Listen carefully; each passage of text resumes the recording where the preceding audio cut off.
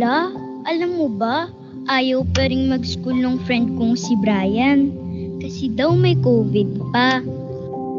Ano namang sinabi mo sa kanya, Apo? Ang sabi ko po, hindi naman po talaga papasok sa school eh. Sa bahay lang mag-aaral hanggat may COVID pa. Ano namang sagot niya? Tapos sabi niya, paano daw mag-aaral sa bahay wala namang teacher sa bahay? Di ba nga Lola? Ano nga ulit yung tawag doon sa hindi naman papasok sa school pero mag-aaral pa rin? Apo, ang tawag niyan ay distance learning.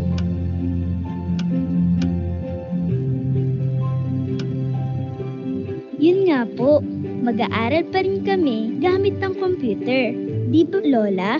Oo, pero bukod sa online, may mga lessons din na ipapalabas sa TV at radio para makapag-aral pa rin ang mga bata kahit wala kayong computer at internet. Paano po kapag wala ring TV at radyo? May ipamimigay na mga printed material ang mga teachers sa inyo. Di ba po ang tawag dun blend.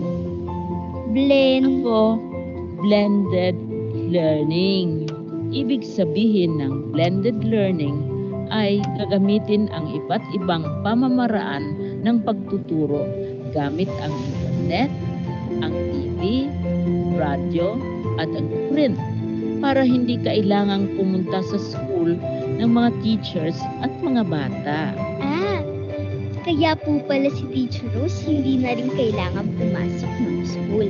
Tama, hindi na rin papasok ang mga teachers sa school para gagabayan pa rin nila kayo at laging tatawagan ang mga magulang para kukumustahin ang pag-aaral ng mga bata tulad mo. Tumawag nga po si Teacher Rose kay nanay. Ang sabi niya, mag-download ng DepEd Commons sa cellphone Games ba yun, Lola? May kasama ding games, pero yung may matutunan ka. May mga lessons din kasi sa DepEd Commons na pwedeng gamitin ng mga magulang at teachers para maturuan ang mga bata. Sasabihin ko rin po kay Brian na mag-download siya ng DepEd Commons. At sabihin mo rin sa kanya na huwag na siyang matakot mag-school. Dahil sa pasukan, sa bahay lang naman kayo mag-aaral. Gamit ang internet. Kung walang internet, TV. Kung walang TV, radyo. At kung walang radyo, ay print. Oo nga po, Lola. Hindi naman po pala dapat huminto sa pag-aaral kahit may COVID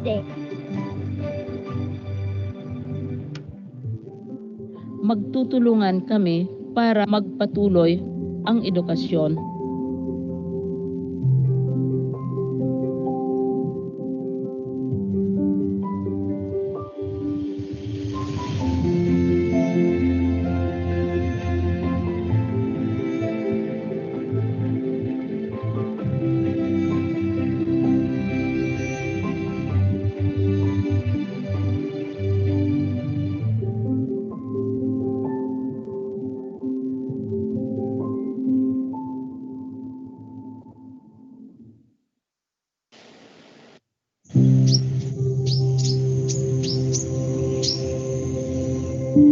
Naranasan ko ng maiwan.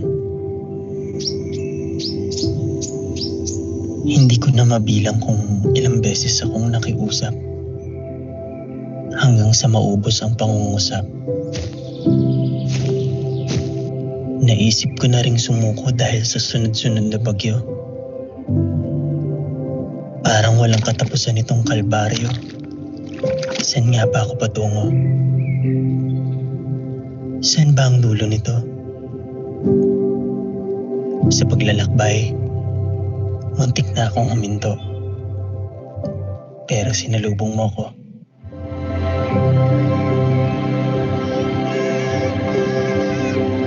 Bumungad sa akin yung mga mata mong gustong matuto. Ang mga kamay mong sabik sumulat. Ang mga labi mong nais bumigkas na mga salitang nakakapawi ng pagod. Tinatalo mo itong lungkot at takot. Binibigyan mo ng sagot ang mga katanungan sa aking puso.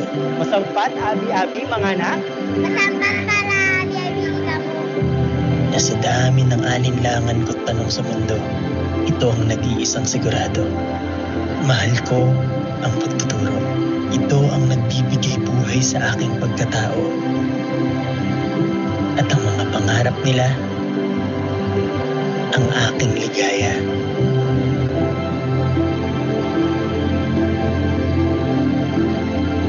Minsan na rin akong naiwan. Saan?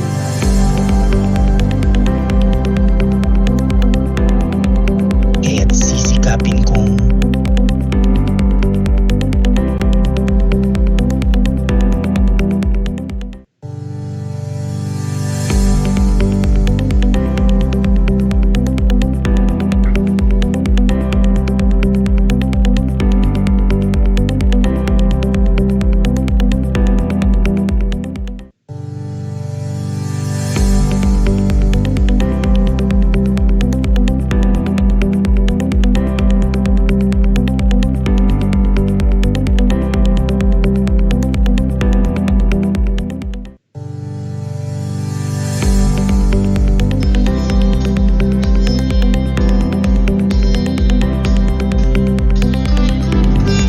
Dinidi kami di sitio Puting Batu, mawag kami di syudad, landa TV mi, landa internet, landa signal cellphone mi, na simple ikna mi.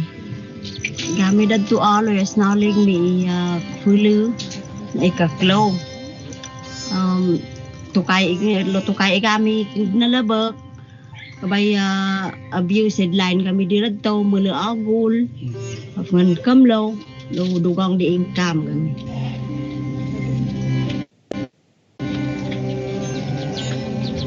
Mag-grade 6 na po ako ngayong pasukan at may tatlong nakakabatang kapatid din po ako na nag-aaral dito sa Kalay IP School.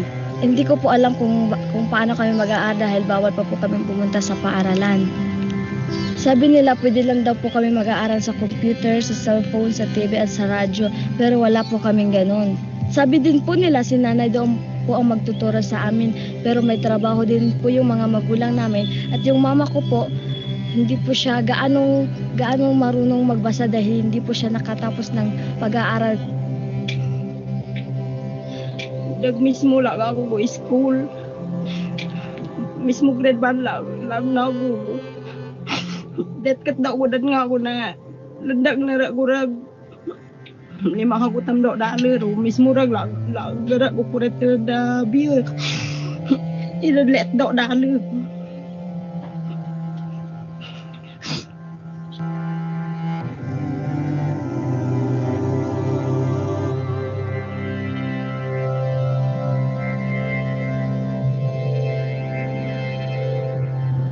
Sabi po ni Teacher Flor, may LR on wheels at tablet po daw yung gagamitin namin. First time ko po makahawak ng tablet kaya kinabahan po ako. Ngunit nang nakita ko si Teacher Flor sa video, masaya ako dahil para ko lang siyang kasama at para lang kami mag face to face at parang nandun lang kami sa klase dahil nakikita at naririnig ko siya. Doon sa video, sinabi na ni Ma'am Flor kung ano ang gagawin namin dahil naka-arrange na po yung mga activity, yung mga gagawin na po namin. Nandun na po yung mga leksyon na ituturo po sa amin. At yung quiz po namin, nalalaman po namin yung score namin at yung mga tamang sagot po. Man Teacher Flor kami nung tablet view. Ablela di view dan nga school. Bag kami team lahaw kabay kami liro do lagara may kureti katdo may ron di dan nga mi. Yung mismo kami lagara mi. Yung WLEN. I-on na siya. Okay. Tapos, May kanto may tag-testing, tag-tilaw mi. Bong view dula am limahan.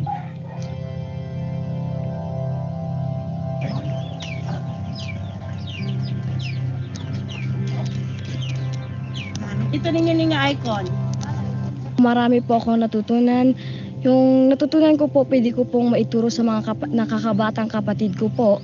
At marami din po ako nakukuha doon at sobrang saya ko po dahil first time ko po yung nagawa. Sa buhay ko po akala ko hindi na po ako makakagawa ng mga ganitong technology dahil nasa bundok ko kami, malayo ho kami doon sa ibaba. Pero salamat po sa LR on Wheels dahil sa tulong po nila nakakahawak na po kami ng tablet, nakakapag-aral na po kami kahit hindi po man namin personal na nakikita yung teacher namin, nakakita at naririnig po namin sila dahil sa tablet na ibinigay nila sa amin. Naya gudi nga ako, gaflos ikaskulan, nagwaan ni nayaan dilawilan, maging teacher. Gusto ko pong maging guro dahil gusto ko pong tumulong sa mga batang gusto din mag-aral. Katulad ko po, isang mahirap lang din na nakatira sa bundok. Gusto ko pong makatulong din sa mga yung sa mga batang ayaw mag-aral, tapos ako po yung magtutulak sa kanila para mag-aral po sila. Kaya gusto ko pong makatapos ng pag-aaral. At gusto ko pong makatulong sa mga magulang ko dahil wala din po silang pinag-aralan, kaya gusto ko pong matyagang mapag-aral dahil gusto ko pong mapag-aral yung sarili ko dahil napag-isipan ko sa sarili ko na wala din pong pinag-aral yung mga magulang ko. At yung mama ko na lang ho ang gustong pa-aralin ako kahit wala na po akong papa.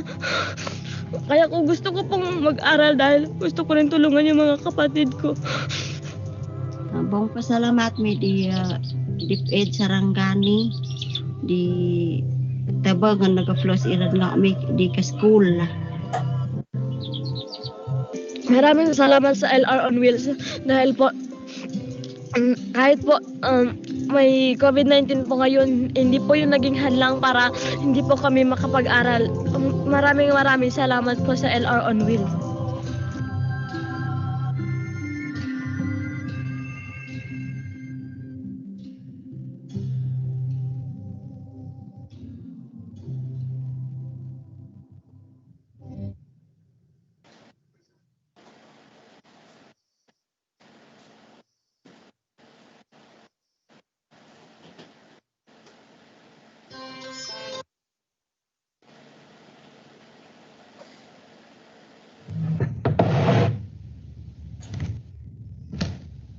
Ako si Pambingan Reba na babalita.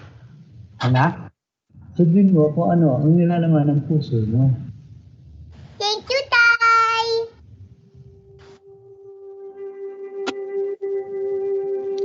Tay, naaalala mo ba nung niregaluhan mo ako ng mikropono?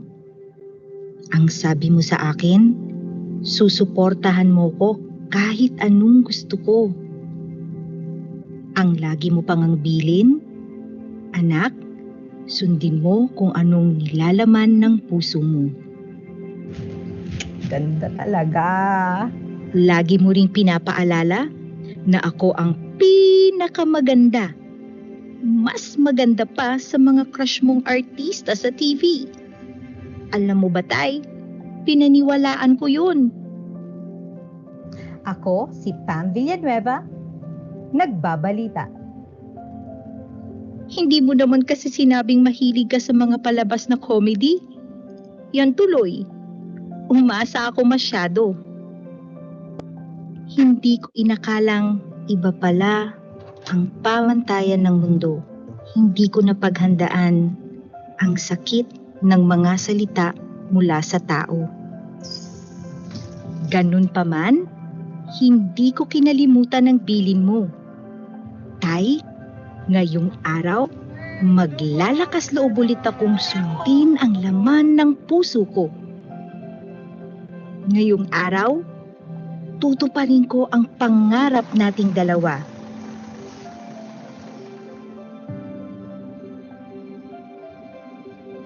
Handa na akong yakapin ng pagkakataong ito. Ano man ang sabihin ng iba.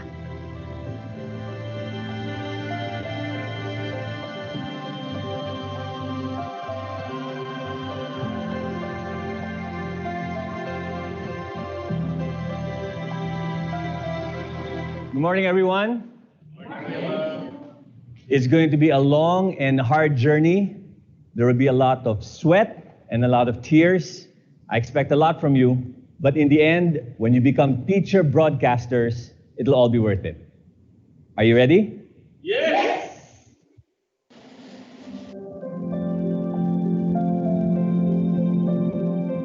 Your task at hand is to deliver your lines straight at the camera lens. Greetings, bright minds. I hope you're having an amazing day. It's me, your English learning buddy. Good job, DJ. Okay, next. Any volunteers? May nagtatago doon. Teacher Pam. Teacher Pam, I can see you. Sa pagkakataong ito, babaliin ko ang pamantayan ng mundo. Magandang wika at maalab na panitikan sa ating lahat, grade 10. Narito kayo ngayon sa classroom ni Miss Pam. Ang mamatanong na kahit sa camera laging umaanggulo, maniwala ka, sasamahan kitang mag-enjoy at matuto. Tatandaan, sa panitikang Filipino, abot kamay mo ang mundo.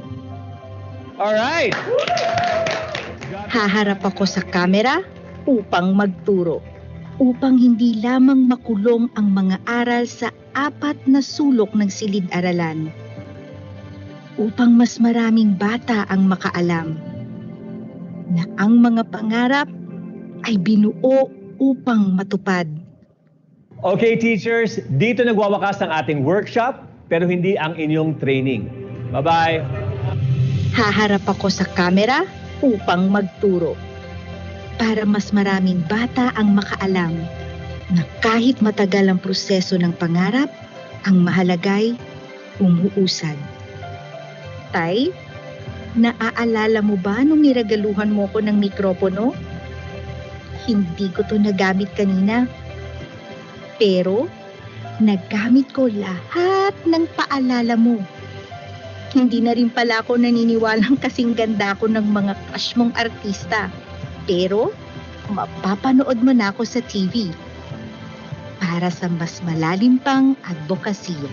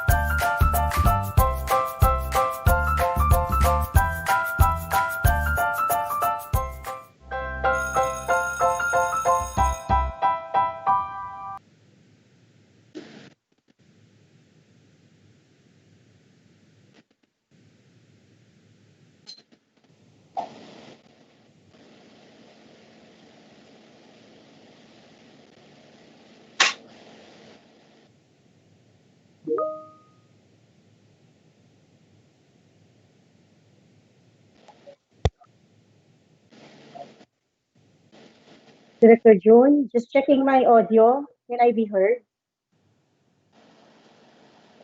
And is my audio okay? Can you hear me? Rinig ka, ma'am. Okay, I think there's a problem with so I'll ayun. So let me repeat. Okay, magandang umaga po sa lahat ng ating mga taga-subaybay sa DepEd Philippines. Napanood po natin kanina yung ating si Teacher Pam. Siya po ang ating teacher broadcaster na mag-EMC po sa ating national kick-off sa October 5 ng ating school opening. Magandang umaga po sa lahat ng mga taga-subaybay sa DepEd Philippines, ang ating mga magulang, ang ating mga guro, ang ating mga learners, no, ang ating mga media partners din. At 2 weeks na nga lang po ay magbubukas na ang ating mga pampublikong paaralan. Sa ngalan po ng Public Affairs Service ng DepEd Central Office, ako po si June Arvin Godoy. At ngayong umaga, of course, kasama natin ang ating mga tagapagsalita. We have Undersecretary Annalyn Sevilla, USEC Diosdado San Antonio, USEC Revsi Escobedo, And of course, we have with us Yusek Jess Mateo as well, and the Secretary, Ma'am Liling Briones, will join us shortly. So ngayong umaga po, ang ating tema ay ang mga testimonya po ng ating mga magulang at mga mag-aaral para po suportahan ang pagbubukas ng klase sa October 5. At makakasama rin natin, of course, si Undersecretary Josephine Maribohok, our USEC for Legal Affairs, and Director Abram Abanil ng DepEd ICTS. Sa ating mga spokespersons po, ating mga resource persons, I should say, we have Aliyah Nicole Sayo. Siya po ay Pangulo ng SSG Ilocos Sur National High School. Good morning, Aliyah. And then we have Ana Abigail Ticzon, Pangulo po ng SSG San Pablo City Science Integrated High School, Laguna. And we have Mr. Edmund Cardona, GPTA President ng Kawayan, Isabela, and Attorney Ron Perez, FPTA President ng Baguio City. And then, of course, we have Ma'am Bonnie Coranias Manlunas, FPTA President ng Antipolo City. At sila po ay magbibigay ng kanilang presentation shortly. So to begin our virtual press conference, our 7th episode ng Handang Isip Handa Bukas, may we ask po sa pambungad na salita galing sa ating Undersecretary for Finance, Yusek Annalyn Sevilla. Ma'am? Wala pong audio, ma'am. Ayun, okay na pa. Hello, yan. Okay na? Thank you very much. Magandang umaga sa ating lahat. It is a very pleasant morning. At makasama po natin ngayon ang ating mga pamilya sa Department of Education, EXICO members, MANCOM members, mga principals, school heads, teachers. I will also greet the accountants and the budget officers because I'm in finance. They're all preparing our salary and benefits kahit po tayo ay nasa pandemic. So I would like to also recognize them. Of course, kasama natin ang ating mga partners sa media.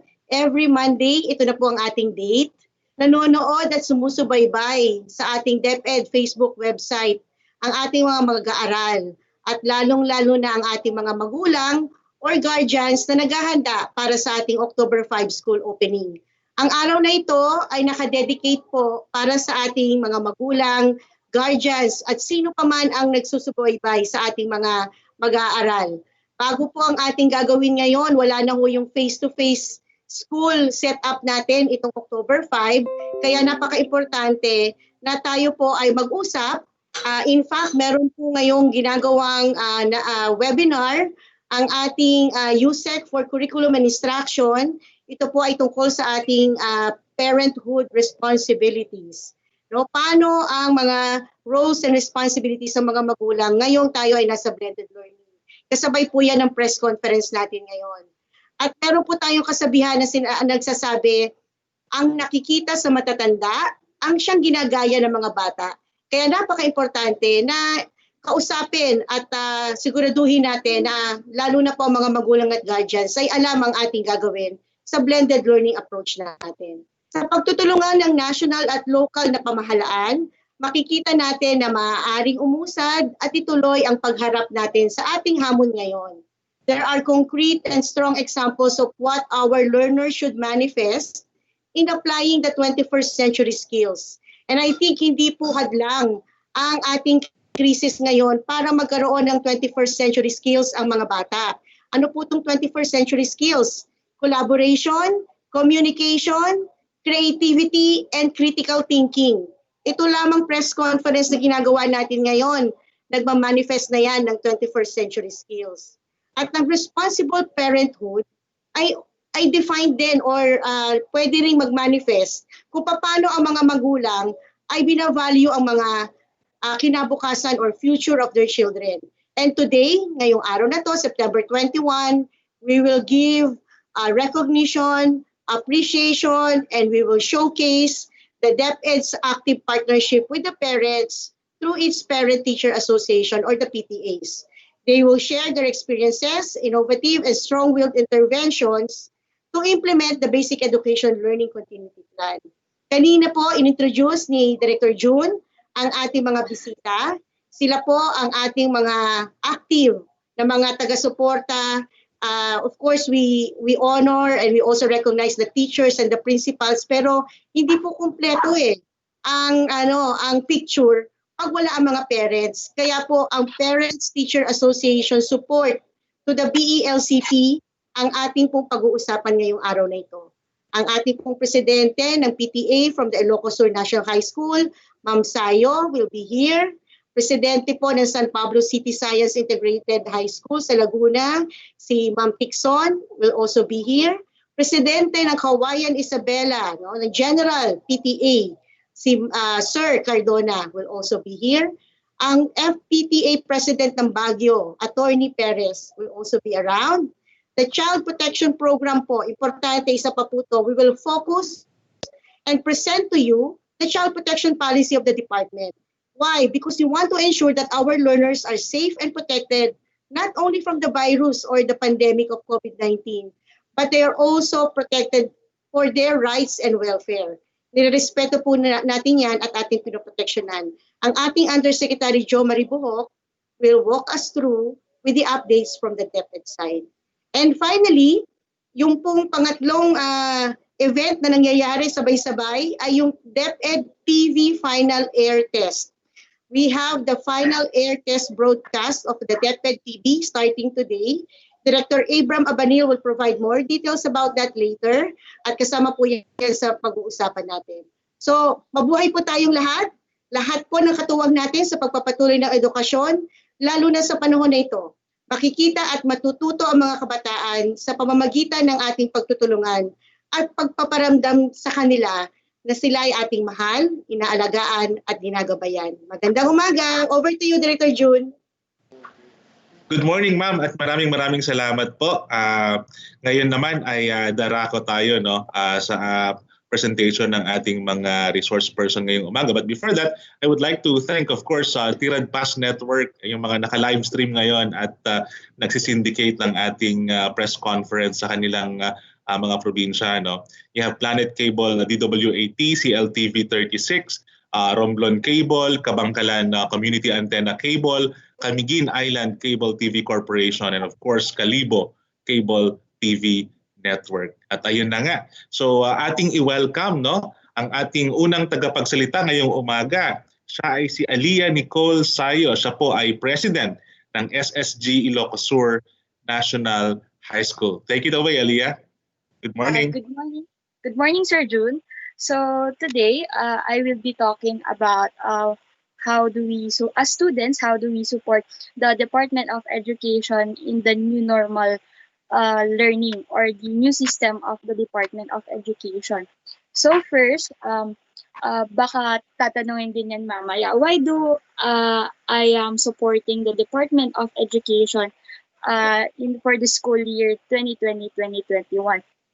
Kasi po, kung titignan natin, there are many options para mag-aral for this school year. We have 3 options. First is the blended learning, which is nandun yung online, yung modular distance learning, and TV-based radio learning. So, second, this is the modular distance learning, and the third one is TV-based or radio-based. So, first of all po, I want to share with you our preparations in our division in SDO Vegan City here in the province of Ilocos Sur.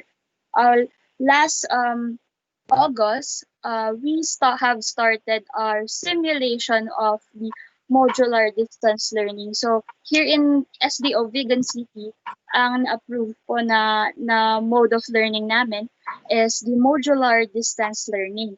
So here, dito, last August, nagkaroon kami ng simulation or dry run for grade 12 students, and ang ginawa po ng aming SDO, ang Schools Division Office namin, is that noong August, nagkaroon ng simulation for grade 12 students. So, ang ginawa po nila dito is the sampling wherein they have chose different students in different schools here in Vigan City.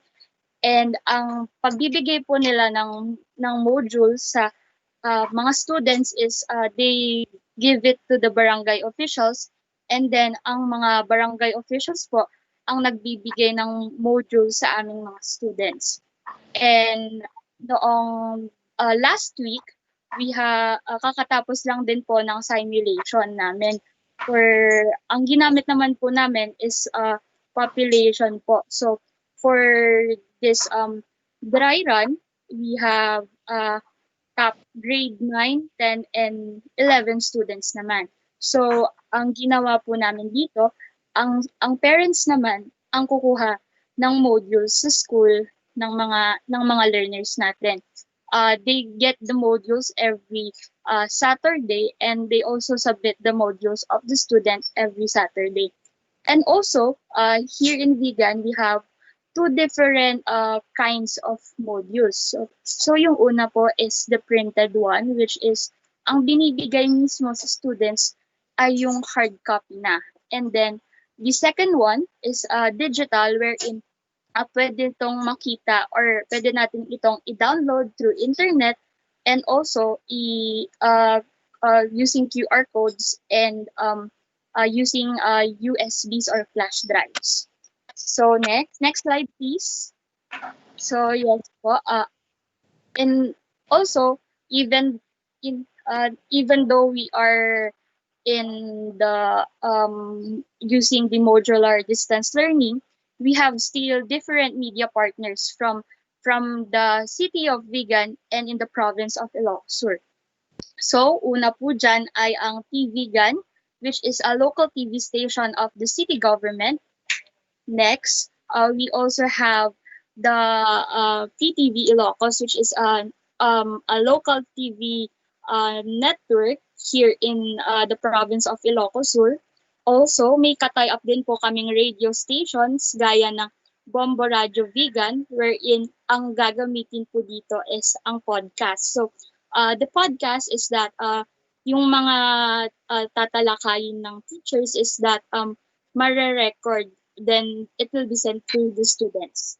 And also, we have a partner with cable stations such as the Vigan Satellite and the Eagle Vision, which is nakikita nyo po ngayon sa ating slides, and they have signed a memorandum of agreement already. Next slide, please. Ayan. So, nakikita nyo po sa taas, there are different logos of from the government sectors and other organizations here in our province and our city. So, ang talagang malaking kapartner po ng SDO Vigan City is the city government of Vigan and the province of Ilocos Sur for this school year 2020 and 2021. As of now, the city government had installations for the hand washing facilities for the 21 public schools here in Vigan City, both as elementary and secondary. Also, the panlungsod na federasyon ng Sangguniang Kabataan in Vigan City have already distributed hand washing kits for all of the 21 schools, and also for the 39 child development centers of the city. And also, we in the Supreme Student Government in our school in Ilocos Sur National High School, we have installed a hand washing facility also that can really help our teachers and students for especially yung pag-follow natin ng isa sa mga protocols, which is the proper hand washing.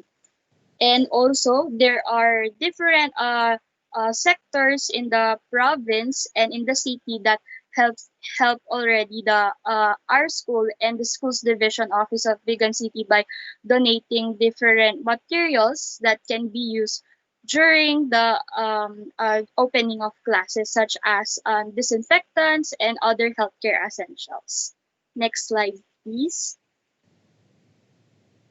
Also, you can see in the slides that we have received three risograph machines from the city government of Bigan, wherein it can be used for the printing of modules, and also we have received riso machines from the DPWH here in the province, and also from the provincial government of Ilocos Sur.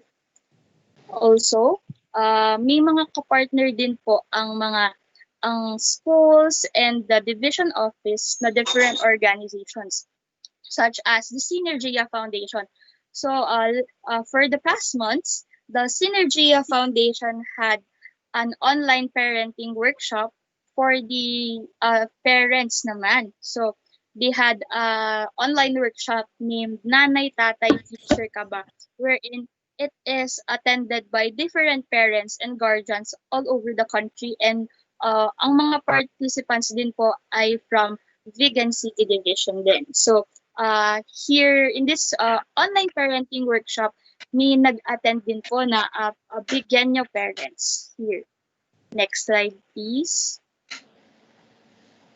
So also, we have different organizations din na tumulong. For the first, in the first pictures, in the slides, we have the provincial government of Ilocos Sur headed by Honorable Ryan Luis Visingson, and Panlalawigang Federasyon ng Sangguniang Kabataan here in Ilocos Sur, headed by Honorable Janina Joy Stabios, have distributed back-to-school kits wherein hindi lang school supplies ang laman ng kits na to para sa mga bata, wherein meron ding different healthcare essentials na magagamit nila in this crisis or pandemic.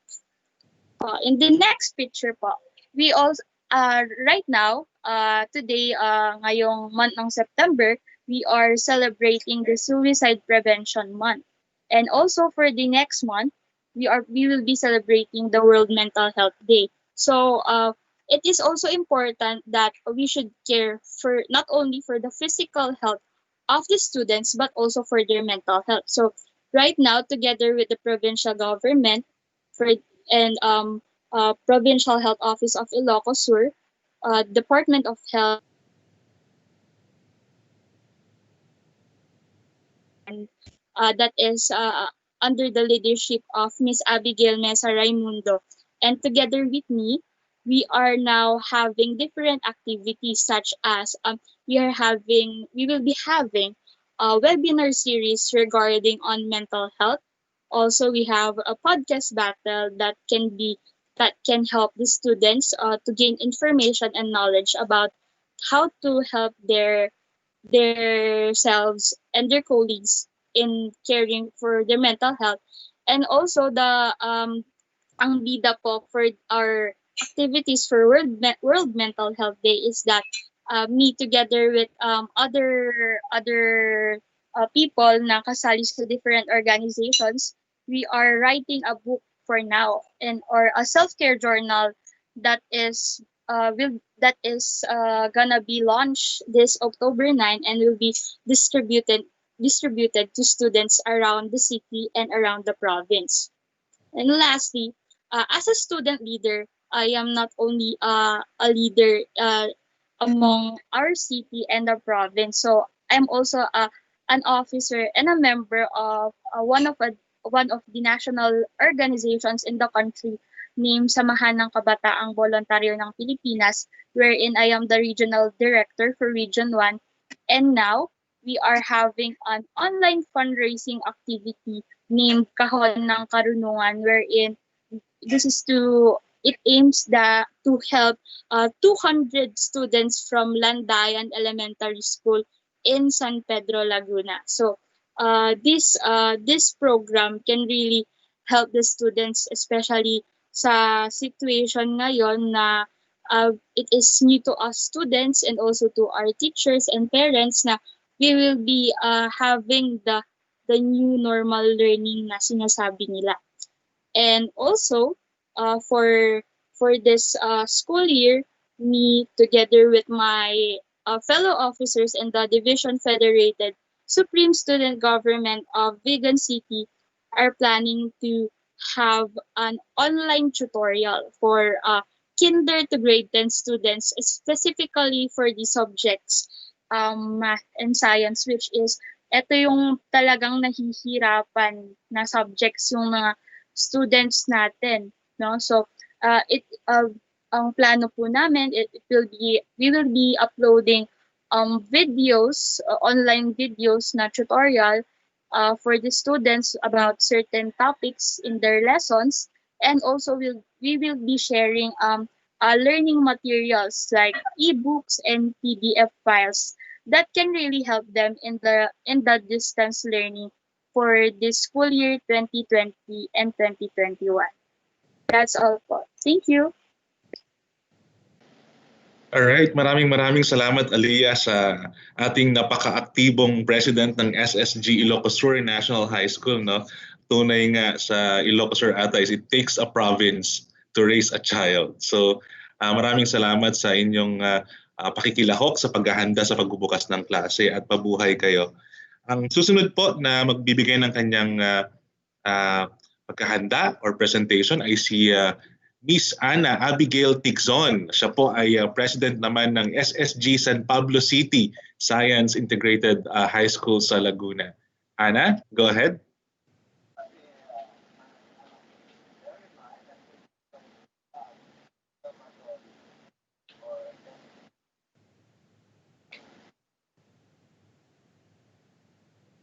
Wala atang sound yung presentation, Zoe.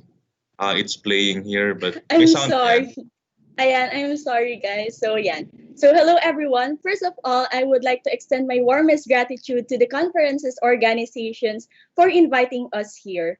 Being here alone is already overwhelming enough, so being here to represent our student organization really does make my heart flatters. Anyway, going to my presentation, let's begin, shall we? So as you can see, as the coronavirus of 2019 pandemic has entered in our country, a lot has changed in everyone's lifestyles. A used to crowded malls now seem to be a ghost town, and of course, just like the others, the country's education sector was remorsefully also affected by that.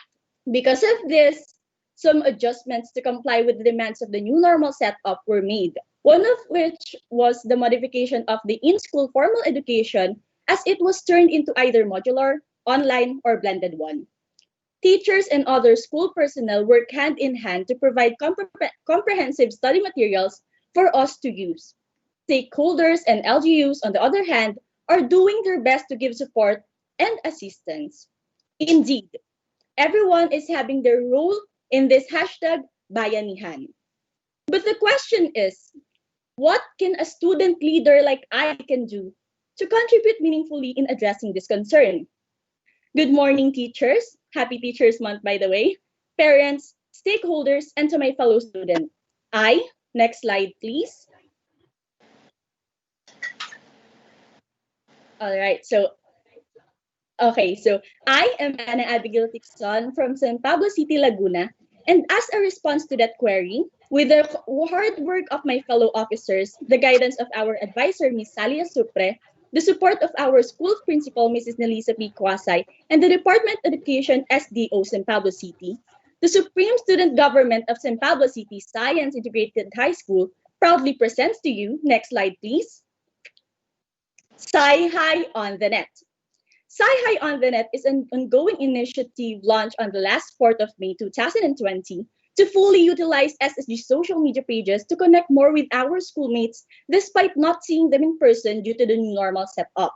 It is composed of 10 primary hashtags, namely hashtag Sci-Hi Together in Spirit for strengthening spiritual moral, not one less in Sci-Hi to advocate equality, hashtag Sci-Hi Usap Tayo to address mental health concerns, patriotism and active citizenship with hashtag Sci-Hi Para sa Bayan, non-sine pulbera balma, a pun from our school motto, for entertainment, hashtag Say Hi Sci-Hi from community building, Sci-Hi Kalikasan for the environment, study tips in Sci-Hacks, hashtag Sci-Hi Leader Kabataan to recognize and engage the youth of Sci-Hi in leadership, and of course, our very own hashtag Tatak Sci-Hi. And there are actually still more, but the hands are running, so let's now move on. Our beneficiaries for this event are the hashtag SciHi Kids, or the students of San Pablo City Science Integrated High School. Because according to Article 3, Section 6.6 of our SSG Constitution, the Supreme Student Government has an objective to empower the students to strive for excellence in academics, leadership, and social responsibility, and to encourage them to be a proactive member of society. Gratefully, with the collaborative efforts of everyone behind this initiative, SciHi on the Net has been recognized by our LGU as one of the first ever San Pablo City Youth Week Kabayani Youth Awardee under the category Angat Kabataan last August 28, 2020 for our remarkable COVID response initiative. With that, next slide please. SciHi on the Net is continuously being next slide please. Okay. SciHi on the Net is continuously being innovative to achieve the following goals. Firstly is to advocate the practice of pagiging makadiyos, makatao, makakalikasan, and makabansa with SciHi Together in Spirit, not one less in SciHi, SciHi Kalikasan, and SciHi Para sa Bayan respectively. Next is to empower the students to provide really inspiring quotes, to be a companion for those who are feeling alone as we try to prove that one might be physically afar but still got our backs. We are also aspiring to inform them about educational initiatives like hashtag Heroes of the Month and also what's currently happening in our country. We aim to provide cyber safe space, especially now that our means of communication were mostly held online. And lastly, is to utilize our page in promoting active citizenship for nation building. We, in fact, have initiatives like hashtag SciHi Bayani rin kami for the SSG to be an amplifier of the students' voice. We had hashtag SciHi Bayanihan for the SSG to be to recognize everyone's effort for the school during Brigada Eskwela period. And also we have SciHi in our hearts to showcase their talents and much more. So basically, SciHi on the Net is here to show that we mutually need each other for this setup to work out. I remember this quote that I've seen somewhere from Pinterest saying that it might be hard, but hard doesn't mean impossible. Institutions have a responsibility to provide inclusive quality learning while students have a role to learn. And with us being the student leaders, we are assigned to help in connecting these two ends together and make it as one. To my fellow youth and student organization officers, I am counting on you. Next slide, please. This is why we are welcoming you to SciHi on the Net to show that we are here for you, to educate you, to inspire you, and to empower you with our motivational quotes and the other integrated initiatives published on our SPC SciHi SSG pages. With SciHi on the Net, the Supreme Student Government of San Pablo City Science Integrated High School will stand up and prove that no pandemic shall hinder us in giving hashtag inclusive, hashtag empowering, and hashtag compassionate service. Again, everyone, welcome to SciHi on the Net. That will be all po. Thank you. All right, maraming salamat Abigail, no? Indeed, ang San Pablo City ang isa sa mga pinaka-active na SDO natin sa buong bansa. Maraming salamat ulit sa inyong mga initiatives online. At this point po, may we welcome po si Sir Edmund Cardona, ang GPTA President po ng Kawayan Isabela, para po sa kanilang presentation at pagsuporta sa ating pagbubukas ng klase. Sir Edmund, go ahead po. Isang maganda at pagpalang araw sa ating lahat, lalo na sa ating mahal na sekretary ng Department of Education, Ma'am Leonor Magtolis Briones, at sa lahat po ng media partners ng ating departamento at kapwa ko-opisyal ng GPTA sa buong bansa.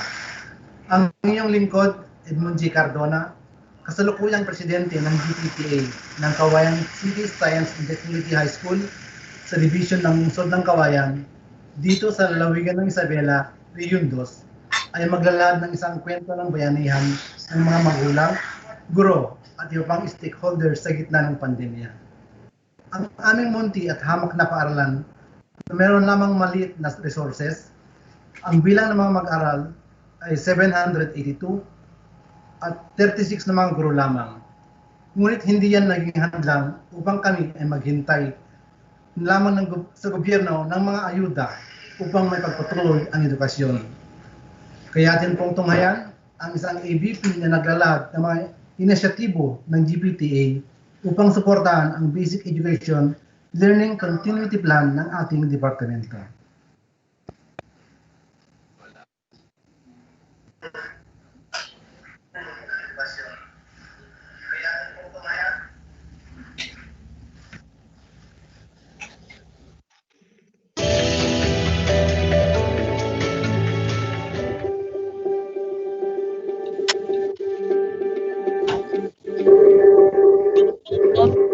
That we are experiencing today not only impaired our normal way of doing things, affected lives, and shattered the global economy, but also affected the educational system worldwide.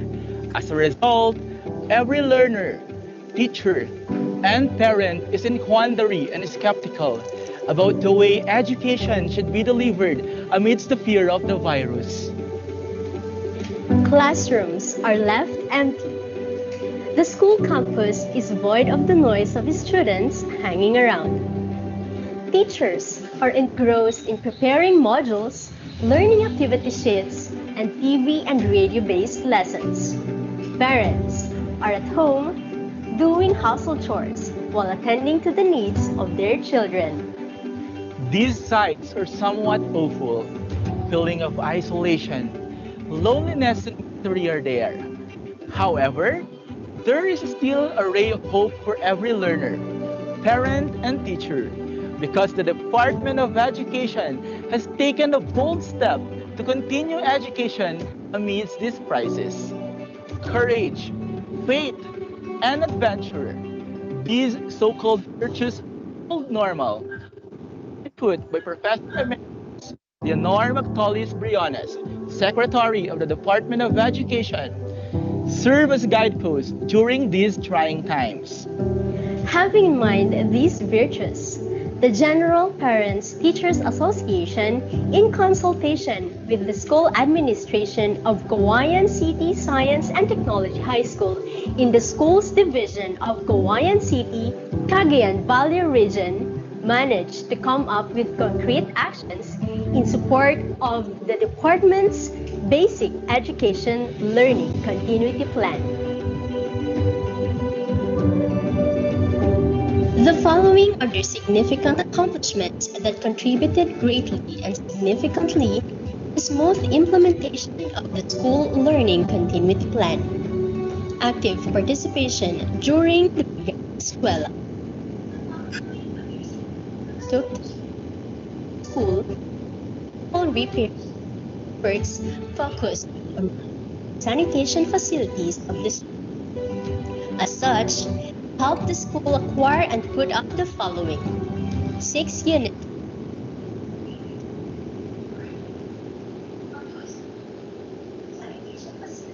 purposes, 2 units of improvised hand wash lavatory, foot bath, mini triage for visitors and employees, and physical distancing markers in the school grounds. Through the GPTA partnership with several stakeholders, the group also managed to accumulate several gallons of alcohol, boxes of disposable face masks, face shields, vitamins for teachers and employees, volunteer para-teachers, and knowledge bearers. They also led and managed the general orientation of parents, which was done by batch. Relevant topics were discussed, such as responsible parenthood in times of pandemic, learning delivery modalities, and COVID prevention, mitigation, and control, to name a few. And the most significant of all is the putting up of School on Air. Through their sustained partnership with civic-spirited individuals and organizations, they were able to raise 230,000 pesos to put up a 15-watt school laboratory radio named Radio Educalidad that operates on the principles of narrowcasting, which is now operational and airs various educational programs, lesson simulations using radio-based instructions, and talk shows that highlight school preparations for school opening. Ang pagpapatuloy ng edukasyon sa gitna ng krisis dulot ng pandemya ay napalaking hamon sa bawat mag-aaral, guro, magulang at opisyal ng DepEd. Kung maantala ang edukasyon ng ating mga anak ng 1 o 2 taon, magdudulot ito ng mas malaki at malawakang epekto sa kanilang kinabukasan at magiging kabuhayan sa susunod na mga taon. Kaya ang pamunuan ng General Parents and Teachers Association ng Kawayan Science and Technology High School ay naglatag ng konkretong hakbang upang suportahan ang Basic Education Learning Continuity Plan ng Department of Education. Ang mga hakbang na ito ay nakatulong ng malaki nung dry run ng paaralan. Nasaksihan ko mismo bilang magulang ang napakaayos at sistematikong daloy ng mga gawain mula sa pag-distribute ng learning packages, paggabay ng mga volunteers teachers, pagtuturo ng mga guro gamit ang radyo, module at offline video lessons hanggang sa magsumiti ng learners activity sheet sa paaralan. Tunay na ang sama-samang pagkilos ng GPTA at iba pang stakeholder ay nakakatulong ng malaki sa pagpapatupad ng Basic Education Learning Continuity Plan. Stakeholders' active engagement and sustained participation in the affairs of the school play a vital role in realizing various flagship programs of the Department of Education, like the Basic Education Learning Continuity Plan. Here at Kawayan City Science and Technology High School, the concerted efforts of the General Parents and Teachers Association is remarkable in the sense that they are the ones who are leading various stakeholders group to come together, plan and implement initiatives in support of the Basic Education Learning Continuity Plan. In this way, the school administration finds it easy to implement various programs, projects and activities relative to our preparation for the opening of classes come October 5, 2020, via the various learning delivery modalities applicable to the context of every Truly, members and officers of the General Parents and Teachers Association of Kawayan City Science and Technology High School have proven that unity and cooperation rolled into one is bayanihan in the new normal.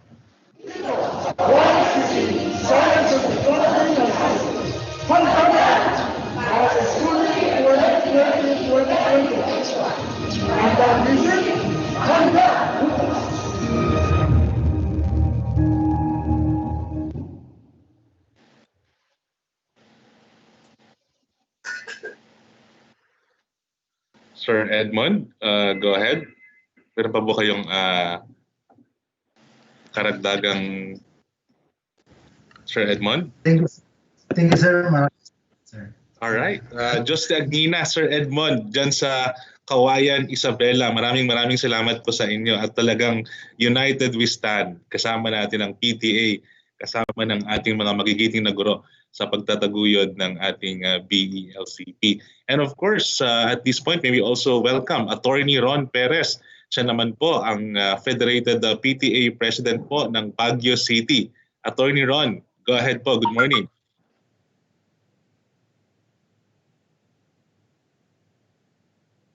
Attorney Ron?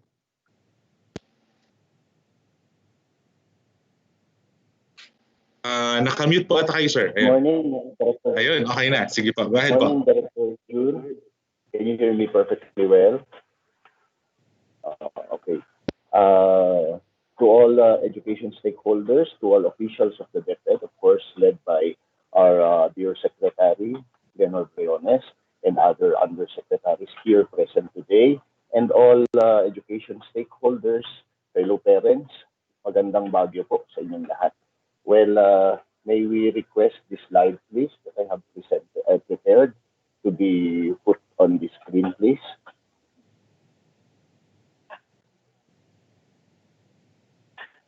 Director June.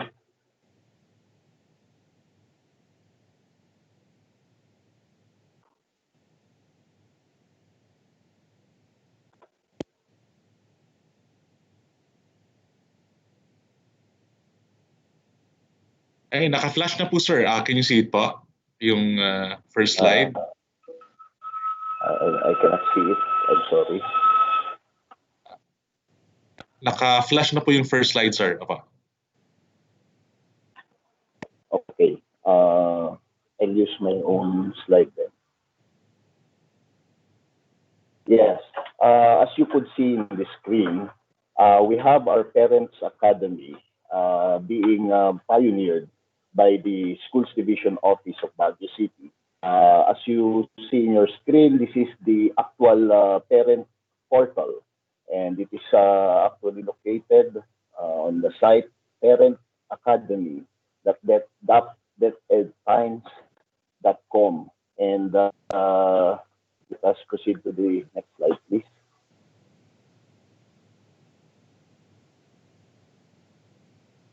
Yes. The objectives of the Parents Academy is first to educate parents to access valuable resources to effectively support their children.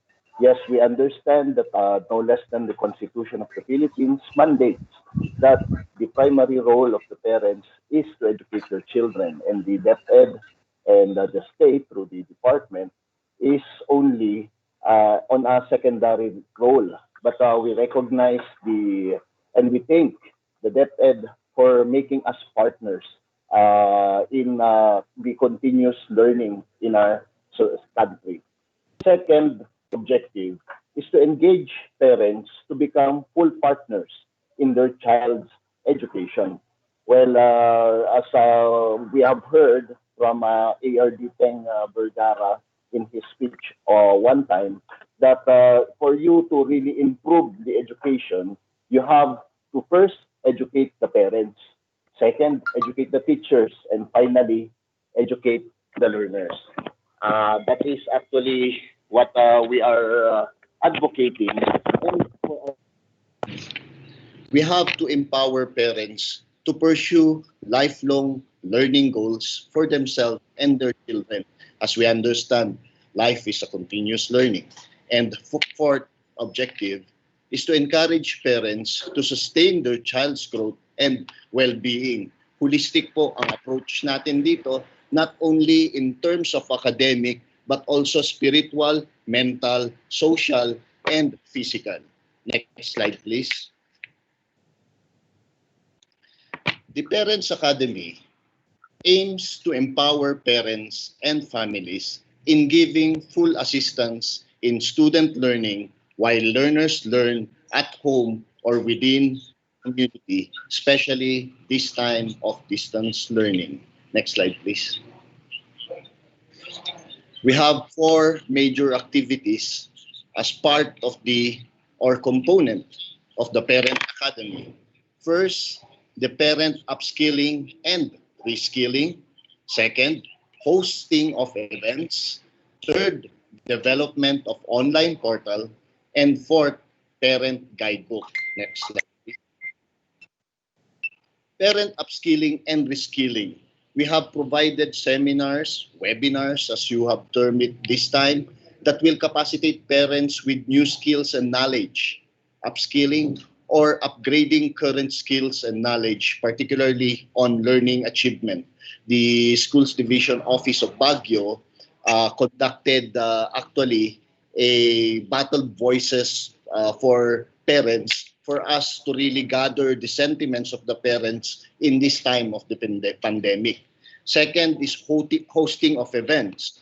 This aims to increase parents' involvement in learning achievement and school activities. In this hosting of events, we could actually organize a recognition program for our volunteer parents who are actually doing a great job in helping our educational institution in actually being also learning continuity ambassadors. Next slide, please. Online portal. We have this online portal for our online resource where parents access materials that can help understand the programs of DepEd and other learning materials. We have already set up this online portal. As we could see in the first slide a while back, it is It is actually the parentacademy.depedpines.com. We could see there, and it is already in place, that we have valuable resources to help our parents in this time of pandemic as effective learning facilitators for their children. We also have a forum through the Facebook Messenger. We have a group chat and other activities or forums. And we have a page, the DepEd Cordilleran Parent Academy has a Facebook page where all parents of the here in the Cordillera Administrative Region can access valuable resources and upgrade their skills. We also have the DepEd Pines Parent Academy, DepEd Pines, and it's already in place and it's very active and participated into by various parents in our locality. What topics are there for the webinars? We could have distance learning for parent engagement, cybersecurity for parents, adolescent development, DepEd programs, English learning for adults, reading activities, and other skills development activities, which I mentioned earlier, is a holistic approach not only for academic, but also for spiritual, mental, social, and physical well-being, not only for the learners, but mostly of the parents. And we understand that our parents are not that equipped in being learning continuity facilitators. But with this parent portal and parent academy, we could actually have a forum for us to really help each other to attain quality education amidst this pandemic. Next slide, please.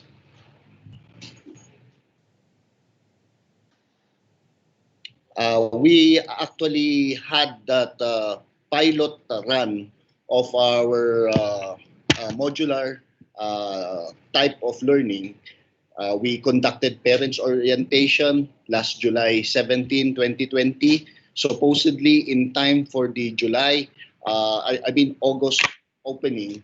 But fortunately, we have more time for us to really prepare for the grand opening come October 5.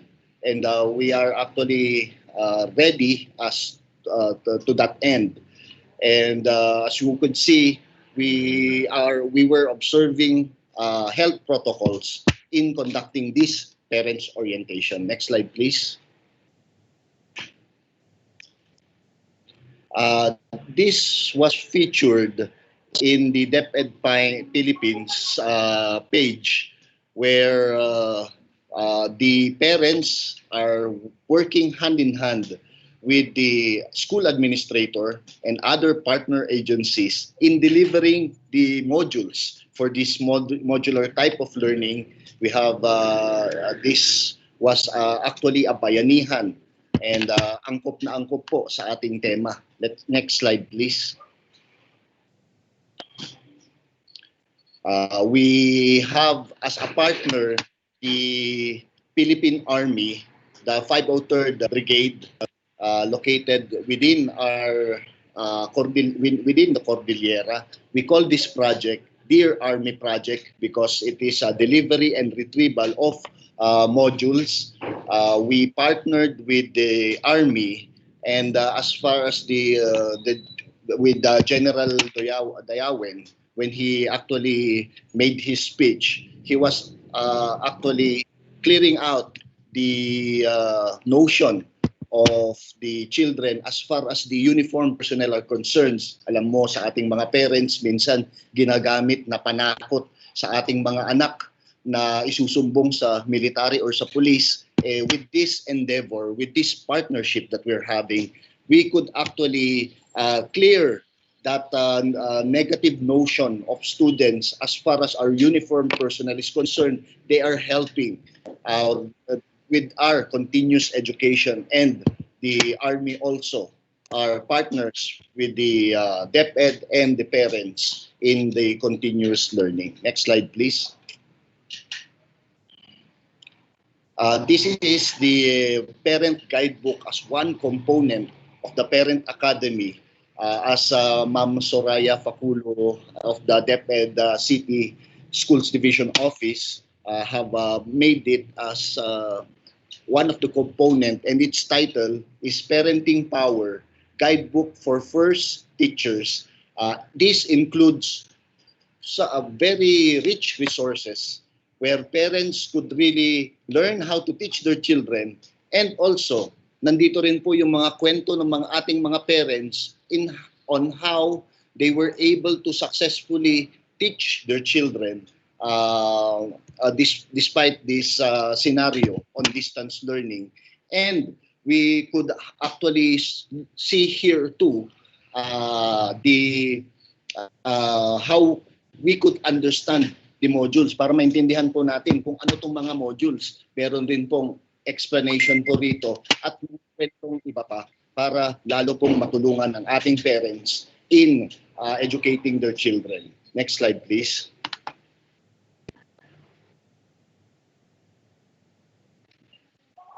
As we could see, we were actually blessed to becoming the regional leaders or regional president of the DepEd Cordillera, the Parent Teachers Association of the Cordillera, and have organized also a Cordilleran Parents Academy that will actually, the model for Baguio will be actually piloted also throughout the region, and hopefully through this program throughout the country, for us really to reach out to our fellow parents and help them in being learning continuity facilitator.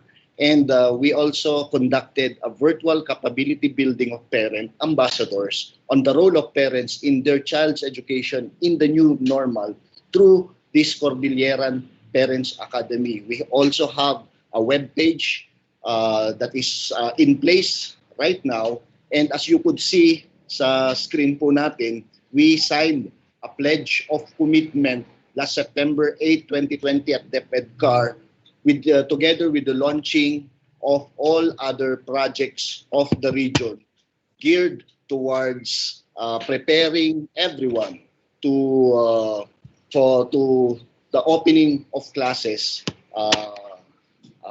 come October 5. Next slide, please.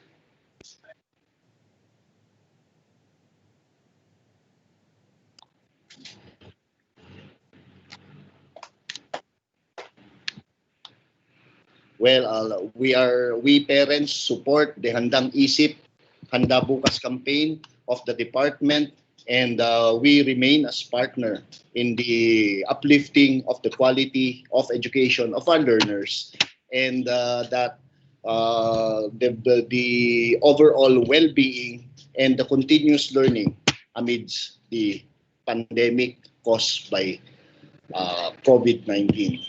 Mabuhay po tayong lahat, and salamat po.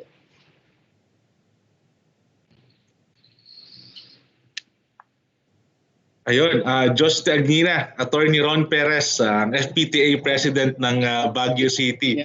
Talagang hindi lang pala mga bata ang natututo, no? Pati magulang sumasabay na sa kanilang mga anak dito sa ating education sa new normal. At this point po, may we also welcome si Ma'am Bonnie Coranyes Manlunas, FPTA President din po ng Antipolo City. Ma'am Bonnie, magandang umaga po. Hello, good morning everyone. Yan. Magandang umaga po sa lahat. I am humbled of this opportunity to share the best practices of our division, FPTA Antipolo City. I would like to express my gratitude to our Regional Director, Dr. Willie Cabral, our SDS, Dr. Chris Diaz, our SJOD Chief, Dr. Jonathan Domingo, my school head, Dr. Rowena Season, and my FPTA family who are all joining right now in Facebook Live. Hello to everyone.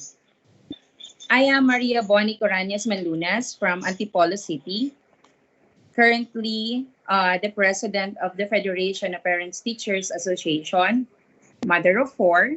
I have a grade 12, grade 10, grade 8, and grade 4. When my eldest child started her elementary schooling, I became active in the GPTA. It is always in my heart to help and serve. That is why I accepted the challenge to lead in the school as GPTA president. I joined the federation 3 years ago, and it was at this time that we crafted the bylaws of the federation to formalize the role and functions of the organization. We clarified the purpose of the FPTA, or the Parents Teachers Association. As you see in your screen, our primary purpose, next slide please, is to serve as forum for the discussion of issues and their solutions related to the total school programs, projects, and activities, and to ensure the full cooperation of the parents. The Federation also aims at providing mechanism for proper coordination among each member. And finally, to provide assistance and support to the school's community of Antipolo City within the boundaries of DepEd Order number 54, series of 2009. At the onset of the pandemic, the Federation, through the GPTA officers, has worked closely with our school's division office headed by our SDS, Dr. Chris Diaz, and with our individual schools. We participated in the school-based planning, providing the perspective of the parents. We participated as well in the crafting of the LCP in order to have a general idea of what will be adopted by the school during the pandemic. We did not stop with that. We also participated in the pilot testing and actual distribution of SLMs, or the self-learning modules, and we will continue to do so as many of the schools are yet to distribute their self-learning modules. Our committed GPTA officers joined the fields during the pilot testing and on the actual distribution of the self-learning modules. We help in delivering the SLMs to the CTO and barangays or the different assigned learning kiosks. We really have to strengthen the relationship and partnership of the parents and the schools, especially at this time, in support of the DepEd's goal that no learners are left behind. As our FPTA motto says, FPTA never stops. We make sure that the FPTA is always available in every activities and programs of the division. At this slide, when the ECQ was first declared, many of our GPTAs are yet to execute their projects. So we found it more relevant to divert the funds to purchase the much-needed duplication machines that our schools produce for the reproduction of learning materials. For example, in my school, in San Jose National High School, we purchased 2 Riso machines, and we also ordered photocopying machine that is yet to be delivered. Other schools opted to support the repair of their machines or purchase a new one. Others still opted to purchase health kits, alcohol dispensers, and thermal scanners, depending on what the budget could afford them. FPTA do not stop. We do not stop with the purchases. We also provided webinars for parents. The Federation, in coordination with SGOD, school administration, local government units, and other non-government organizations or NGOs, conducted webinars which included learning modalities, distributions, and retrieval of modules, as well as topics on health and nutrition, mental wellness, and maternal care. And finally, this month, we are getting ready for our Handana Eskwela Caravan. It will be launched at the end of this month, September 30, and all schools are or will be joining. We may be in a difficult time, but we should not dwell on that. But instead, we must be resilient and have positive mindsets and take our part as parents and how we can contribute in making the new normal of learning easy and possible.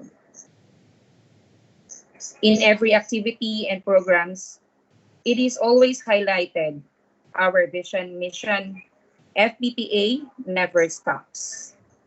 FPTA transforms borders. Good day, everyone. Maraming salamat, Ma'am Bonnie. Siya po ang ating Ma'am Bonnie Coranias Manlunas. Siya po ang ating FPTA President from Antipolo City at dating guro. Ma'am, no? So, ayun, very aware siya dun sa mga paghahanda na ginagawa ng kanilang division. Maraming salamat po sa ating mga student leaders at sa ating mga Parent-Teacher Association presidents. At this point, I would like to also welcome our Undersecretary for Legal Affairs, Yusek Jo Maribuhok, para po i-update tayo sa mga child protection programs ng Kagawaran ng Edukasyon. Yusek, ma'am? Hi, maraming salamat, Director June. Magandang araw po. At ang aking pakay ngayon ay magbigay ng konting update tungkol sa ating child rights and child protection in basic education. Ang DepEd po sa pamamagitan po ng Legal Affairs, kasama ang iba pang mga opisina sa DepEd, ang namumuno sa pagtaguyod ng child protection program ng DepEd. Ang DepEd ay meron pong child protection policy na nakasaad sa DO number 40 series of 2012 at itinataguyod po nito ang zero tolerance policy against all forms of violence and abuse upon children or learners. Meron po itong mga probisyon patungkol sa prevention, protection, and remedial measures for learners who are victims of child abuse, neglect, exploitation, discrimination, and violence. Alam po natin na dahil sa COVID-19 at sa pagpapatupad ng mga minimum health standards at quarantine, ay binuo po ng DepEd ang Basic Education Learning Continuity Plan o BELCP para sa panahon ng COVID-19.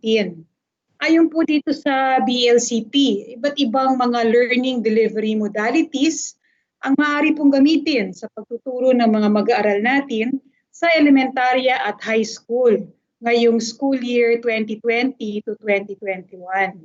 Nariyan po ang modular learning, online learning, TV at radio-based instruction, at homeschooling, kagaya ng nabanggit ng mga naunang nagsalita po sa akin.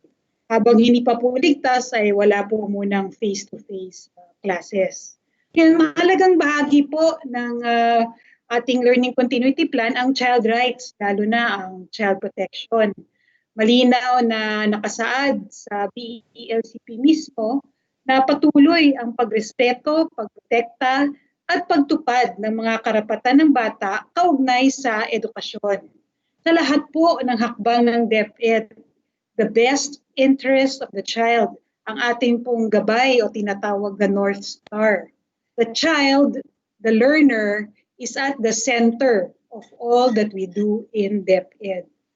May mga panganib po o banta sa kaligtasan ng bata sa home-based learning. Nariyan ng corporal punishment o marahas na pagdidisiplina na maaari ding dulot ng pagkaubos ng pasensya, halimbawa ng magulang o kasama sa bahay na nagtuturo sa bata, lalo na kung marami rin pong ginagawa o pinoproblema ang ating mga magulang sa panahon ng COVID-19 at hindi rin sila masyadong bihasa sa positive discipline o sa di marahas na pagdisiplina. Maaari ding mapabayaan ng mga bata dahil nagtatrabaho ang kanilang mga magulang o di kaya ay nasa isolation dahil sa COVID-19. Maaari rin magkaroon ng child labor dahil sa hirap ng buhay ngayong panahon ng pandemya. Sa online learning naman po, maaari ring makaranas ang mga bata ng cyberbullying o masangkot sa child pornography o online sexual abuse at exploitation o mabiktima ng mga tinatawag nating online predators. Paano po tinutugunan ng DepEd ang mga banta at panganib o risks na ito? May mga hakbang at proyekto po tayo sa ilalim ng ating Child Protection Program. Una na rito ang pagbuo ng Supplemental Policy on Child Protection in the context of the LCP. Ito po ay isang department order na dadagdag sa mga probisyon ng Child Protection Policy o DO40 Series of 2012 upang tugunan ang mga risks and realities na maaari pong maranasan ng mga bata sa home-based learning. Papatibayan din ito ang mga child protection committees at ang mga reporting mechanism. Magkakaroon din po dito ng mga guidelines for online safety. Nagsagawa na po tayo ng mga consultation meetings kasama ang mga opisyal at personnel mula sa DepEd Central Office, Regional Office, Division Office, mga school heads, teachers at guidance counselors ng pampubliko at pribadong paaralan. Kinonsulta din po natin ang mga NGO at international organizations at ibang mga government agencies at local government. Nagsagawa rin po tayo ng consultation meetings sa mga magulang at sa mga bata o learners. Sa kasalukuyan po, nasa finalization stages na ang ating supplemental policy at layunin natin na mailunsad na ito sa nalalapit na panahon. Nag-organize din po ang ating opisina kasama ng ibang mga opisina sa DepEd ng mga webinar na may temang isulong karapatan ng bata sa panahon ng COVID-19. Nagsimula na po ito noong September 7 at nakaschedule sa buong buwan ng September hanggang sa October 7. Ito po ay sinasagawa natin sa tulong ng National Educators Academy of the Philippines o NEA at ng Office of the Undersecretary and Chief of Staff at ng Public Affairs Service. Partner po natin sa mga webinars na ito ang UNICEF Philippines, Stairway Foundation at ang Save the Children Philippines. Meron po itong tatlong parte. Ang unang parte ay ang Child Rights in Education. Natapos na po ang pagpapalabas ng 4 na episodes dito tungkol sa rights to development kasama ng education, rights to participation kasama na ang right of the child to be heard, ang rights to survival kasama na ang right to health, at rights to protection.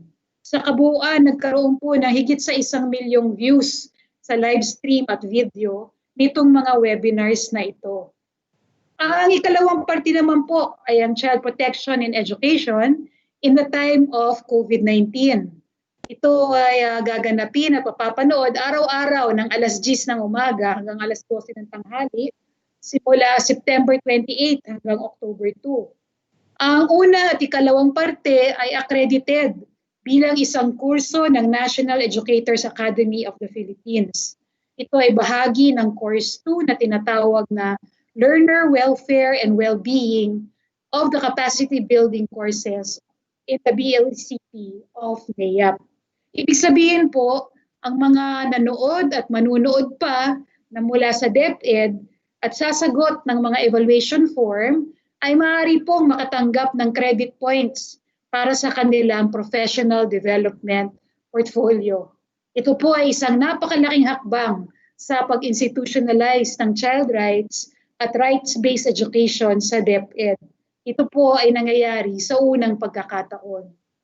Ang part 3 naman po ng ating webinar series ay isang special series para sa mga magulang na narinig po nating magsalita kanina sa mga guardian at sa iba pa pong katuwang sa edukasyon ngayong magkakaroon ng home-based learning. Itong serye na ito ay ang Positive Discipline and Education for Parents and Guardians. Naipalabas na po ang 2 sa 5 episodes at sa kasalukuyan ay meron na po tayong 250,000 na views. Mapapanood po ito kada Miyerkules, alas 3 hanggang alas 5 ng hapon. No? Meron din pong mga magulang na nagbabahagi at nagbibigay kaalaman dito sa mga webinar na ito patungkol sa positive discipline. Ang lahat po ng webinar ay mapapanood sa DepEd FB page at ibang social media pages. Mayroon na ding playlist sa DepEd FB page ng mga webinar, kaya maaari pong panoorin pa rin hanggang ngayon at mananatili pa itong mga webinar na ito sa ating DepEd Facebook page. Isa pang hakbang ang pagpapalabas sa TV ng mga palabas at materials tungkol sa ating pong child rights at child protection. Kabilang na po sa ipapalabas ang mga webinar at iba't ibang educational videos. At para po mas lalo pa nating matulungan ang ating mga magulang at guardian at iba pang katuwang sa edukasyon, mamamahagi rin po tayo ng materials on positive discipline in education at iba pang mga tema patungkol sa child protection at child rights sa ating mga pamilya ng mga mag-aaral. Iyan po ay ilan lamang sa ating mga hakbang na isinasagawa upang maitaguyod ang karapatan ng mga bata kaugnay sa edukasyon. Kabilang nga ang karapatan sa proteksyon o ang maging ligtas mula sa anumang pang-aabuso at karahasan. Mayroon pa pong ibang mga hakbang na isinasagawa sa pamumuno naman ng ibang opisina sa DepEd. Kabilang na ang pagkakaroon ng learning support aids para sa mga tahanan na ang mga magulang o ibang kasama sa bahay ay walang kakayanan na gumabay sa mga mag-aaral sa kanilang pag-aaral sa tahanan. Bahagi rin po ang child protection sa isinasagawang parents orientation. Ngayon po, habang tayo ay nagkakaroon nitong ating press briefing, ay meron din pong parents orientation na nagaganap. Bahagi po doon ng child protection at bahagi rin ng child protection sa Parents Handbook na isinagawa ng Curriculum and Instruction Strand. Tandaan po natin, every child, no matter how young or small, is not half a person, but a whole person with dignity and rights that we as a whole society should respect, protect, and fulfill.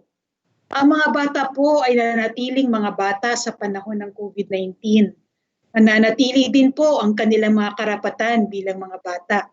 Sama-sama po tayo in the true spirit of bayanihan. Itaguyod natin ang mga karapatang ito ng mga bata. Lalanin po natin, minsan lang po sila magiging bata. Maraming salamat po at magandang umaga po sa ating lahat. Ayun, maraming salamat Undersecretary Josephine Maribohok. Siya po ang ating Undersecretary for Legal Affairs. Maraming salamat, ma'am. And at this point, maybe also acknowledge the presence of Director Leila Ariola ng Bureau of Learning Delivery. And we have here, monitoring us as well is staff po ni Congressman Roman Romulo. And at this juncture, before we proceed po sa mga presentation, I would like to acknowledge po ang presence ng ating ina ng Kagawaran ng Edukasyon, Kalihim Leonor Magdolis Briones, upang magbigay ng kanyang pambungad na pananalita at updates tungkol sa ating enrollment. Ma'am, magandang umaga po. Secretary?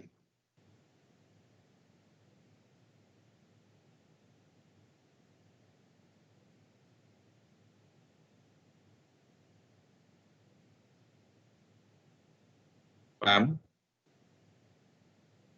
I think there's a connectivity problem. Okay, sige, let's just proceed na lang po muna siguro sa presentation po ng ating Director for ICTS, si Director Abram Abanil, para naman po sa kanyang mga updates tungkol sa ngayon ay sinasagawa na final test run ng DepEd TV.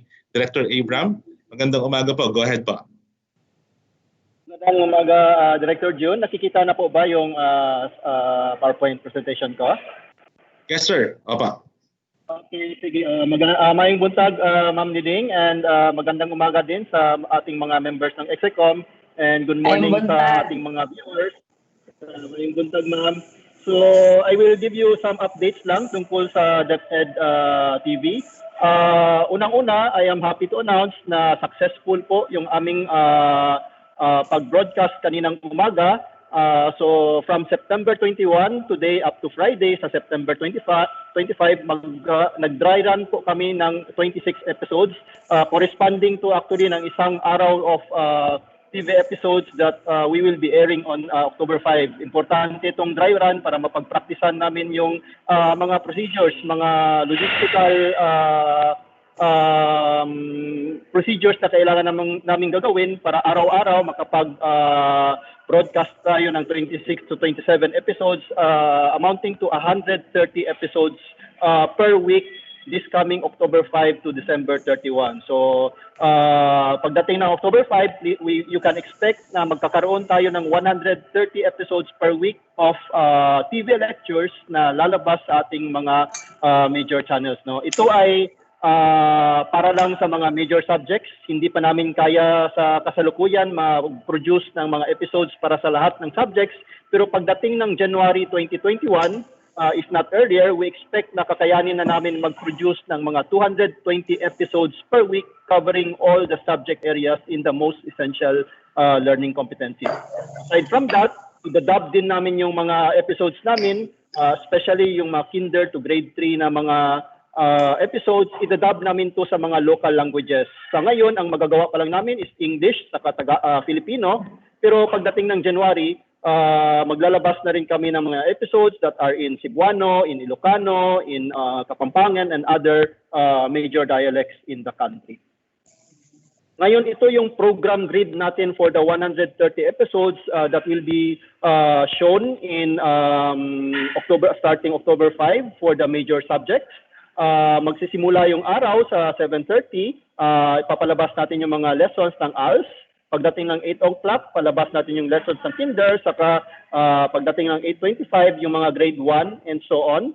Hanggang pagdating ng 4:45, ito naman lalabas natin yung mga pelikula para sa senior high school. So, pagdating ng 6:50 naman, maglalabas din kami ng mga episodes para sa professional development ng ating mga teachers, saka para mga episodes din directed towards yung pag-orient sa ating mga magulang kung paano iharap yung pag-aaral ng kanilang mga anak dito sa situations natin ngayon. Ngayon, ito yung mga partner channels natin that have where we are already airing yung dry run. No? So sa ngayon, nag-i-air na yung ating mga programs sa IBC 13, sa Solar TV, sa Signal TV, saka sa GSAT. Aside from that, we are also working to out the technical details para ma-air din natin yung mga programs natin sa PTV4, sa Planet Cable, sa mga members ng Philippine Cable and Telecommunications Association, sa Gracia Satellite TV, sa Mabuhay Pilipinas TV, saka sa GMA. So marami po tayong mga partner channels na tutulong sa atin para ma-broadcast ang ating mga episodes sa DepEd TV. Ngayon, siguro nagtataka kayo kung paano namin nagagawa tong 130 episodes per week kasi this is actually unprecedented. Papasok tayo sa Guinness Book of Records pag nagawa natin ito. So, ganito yung pamaraan namin. Unang-una, meron na kaming na-train na 107 teacher broadcasters nationwide. No? Currently, kadamihan nito ay nasa NCR. Pero sa kasalukuyan, meron kaming ongoing training sa third batch of teacher broadcasters and we're happy to announce na meron ng representation dito sa Region 8 and even sa BARM. So lahat ng regions natin magkakaroon na ng representation once matapos tong batch 3 training. So sa ngayon, meron kaming existing 107 teacher broadcasters doon sa batch 3. Expected namin around 91 ay papasa. 200 yung tinraining namin. So at least 91 ang sigurado kami na papasa. So aabot na tayo ng 198 teacher broadcasters in the next 2 weeks. And this is also being supported by 72 production staff who will do the cross-production work of ng ating TV episode. So lahat ng mga to, we broke them down in 32 production teams. Bawat isang team magpo-produce ng 4 to 5 na episodes per week, kaya mahahabol natin ang pag-produce ng 130 episodes per week. Ngayon, in terms of production sites, meron kaming 5 operational studios dito sa Metro Manila. Sa kasalukuyan, may sineset up pa kaming isa. So by the next week siguro, maging 6 na ito. Meron din kaming 18 public schools na napag-usapan na. We already arranged yung mga logistics with these 18 public schools para kung sakaling gusto mag-on-site na shooting yung ating mga teacher broadcasters, pwede nila gawin dito sa 18 na public schools. Nakikita namin actually, mas comfortable yung mga teachers pag nandun sila sa classroom, pag nandun sila sa laboratory or sa workroom ng ating public schools when they do their shooting. And as a matter of fact, nagpo-focus kami especially doon sa mga higher grade levels, grade 7 and above, nakafocus kami dito sa mga on-site na shooting para sa higher grades. Naggagawa din kami ng mga shooting sa ating mga heritage sites, no? So kung napanood niyo yung mga dry run namin kanina, yung lalo na sa Araling Panlipunan, yung mga sites na pinalabas namin kanina doon sa Araling Panlipunan namin includes yung Intramuros, yung Luneta Park, saka yung National Museum. And as I believe next week, meron din kaming isang team na pupunta doon sa Baguio para shoot din ng mga episodes doon. Para yung ating mga kabataan, kahit hindi sila makapagbisita ng mga museums ngayon, makikita nila virtually sa ating mga TV episodes. Ngayon, binibuild up din namin yung production capability ng mga outside Metro Manila. No? So sa ngayon, merong mga 24 divisions that are being developed. Nakikita ninyo dyan sa slide, hindi ko na isa-isahin, pero ang siguro i-highlight ko lang na yung sa Palawan, nagsisimula na yan sila mag-shooting, pati na rin dito sa Davao City at sa Lanao del Norte saka sa Iloilo City. So the rest we are building up. And once matapos namin itong 24, na ma-build up namin yung production capability niyan, yung existing natin na 32 teams, ma-increase natin to 56 teams na simultaneously gumagawa ng mga episodes. So by then, we are sure na kaya natin mag-produce ng 220 episodes per week para makover natin yung lahat ng subject areas. And hindi kami titigil sa itong 24 divisions. I-develop din namin yung ibang areas na para mapapabilis talaga ang ating production ng dito sa DepEd TV. Ngayon, ito yung status namin sa video production. Kanina lang po ito na update. So sa kasalukuyan, ang natapos namin for the first week, which will be on October 5, meron na kaming 32 TV episodes na nagawa. So this accounts for 25%. Meron kaming 49 na ongoing pa ang shooting. Kung matapos namin to this week, abot na kami ng 60%. And then we will continue the rest of the production next week para mahabol namin yung sa October 5 na 130 episodes at mapasok naman tayo sa Guinness Book of Records at mabibigyan natin yung ating mga kabataan ng magagandang episodes na mapanood nila habang nasa loob sila ng sarili-sarili nilang bahay. So with that, maraming salamat. Ito po yung DepEd TV. Ito ay pinaghirapan po ng ating mga teachers para gawin. At ito po ay pinagtutulungan ng lahat ng mga regions dito sa Department of Education. Ito ay isang malaking example talaga ng bayanihan, pagtulong-tulong from the different areas in our country. So maraming salamat ulit sa inyong lahat. Ayun, maraming salamat. That's Director Abram Abanil ng ating ICTS.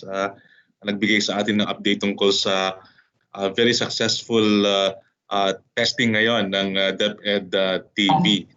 So at this juncture, may we acknowledge the presence of the Honorable Secretary of the Department of Education, Secretary Leonor Magtolis Briones. Ma'am, magandang umaga po. Magandang umaga sa lahat. Napakagandang episode itong ating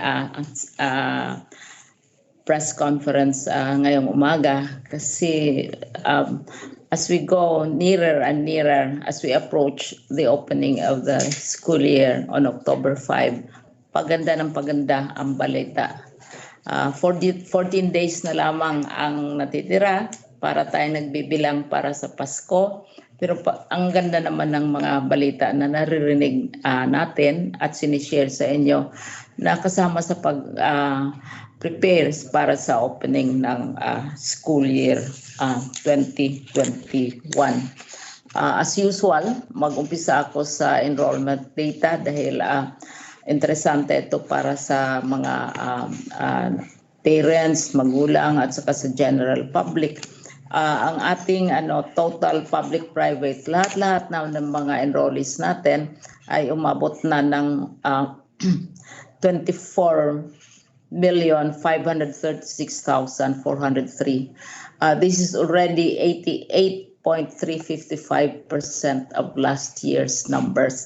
So na-exceed natin yung original target natin na kung makaabot tayo ng 80%, that would already be a victory in itself. Sa public naman ay talagang very successful tayo sa pag-attract ng enrollees sa ating public sector schools. Umabot na ng 22,360,102 enrollees. This is already 99.057%. 99% ng ating public school enrollments compared to last year ang nakamit na natin as of today, September 21.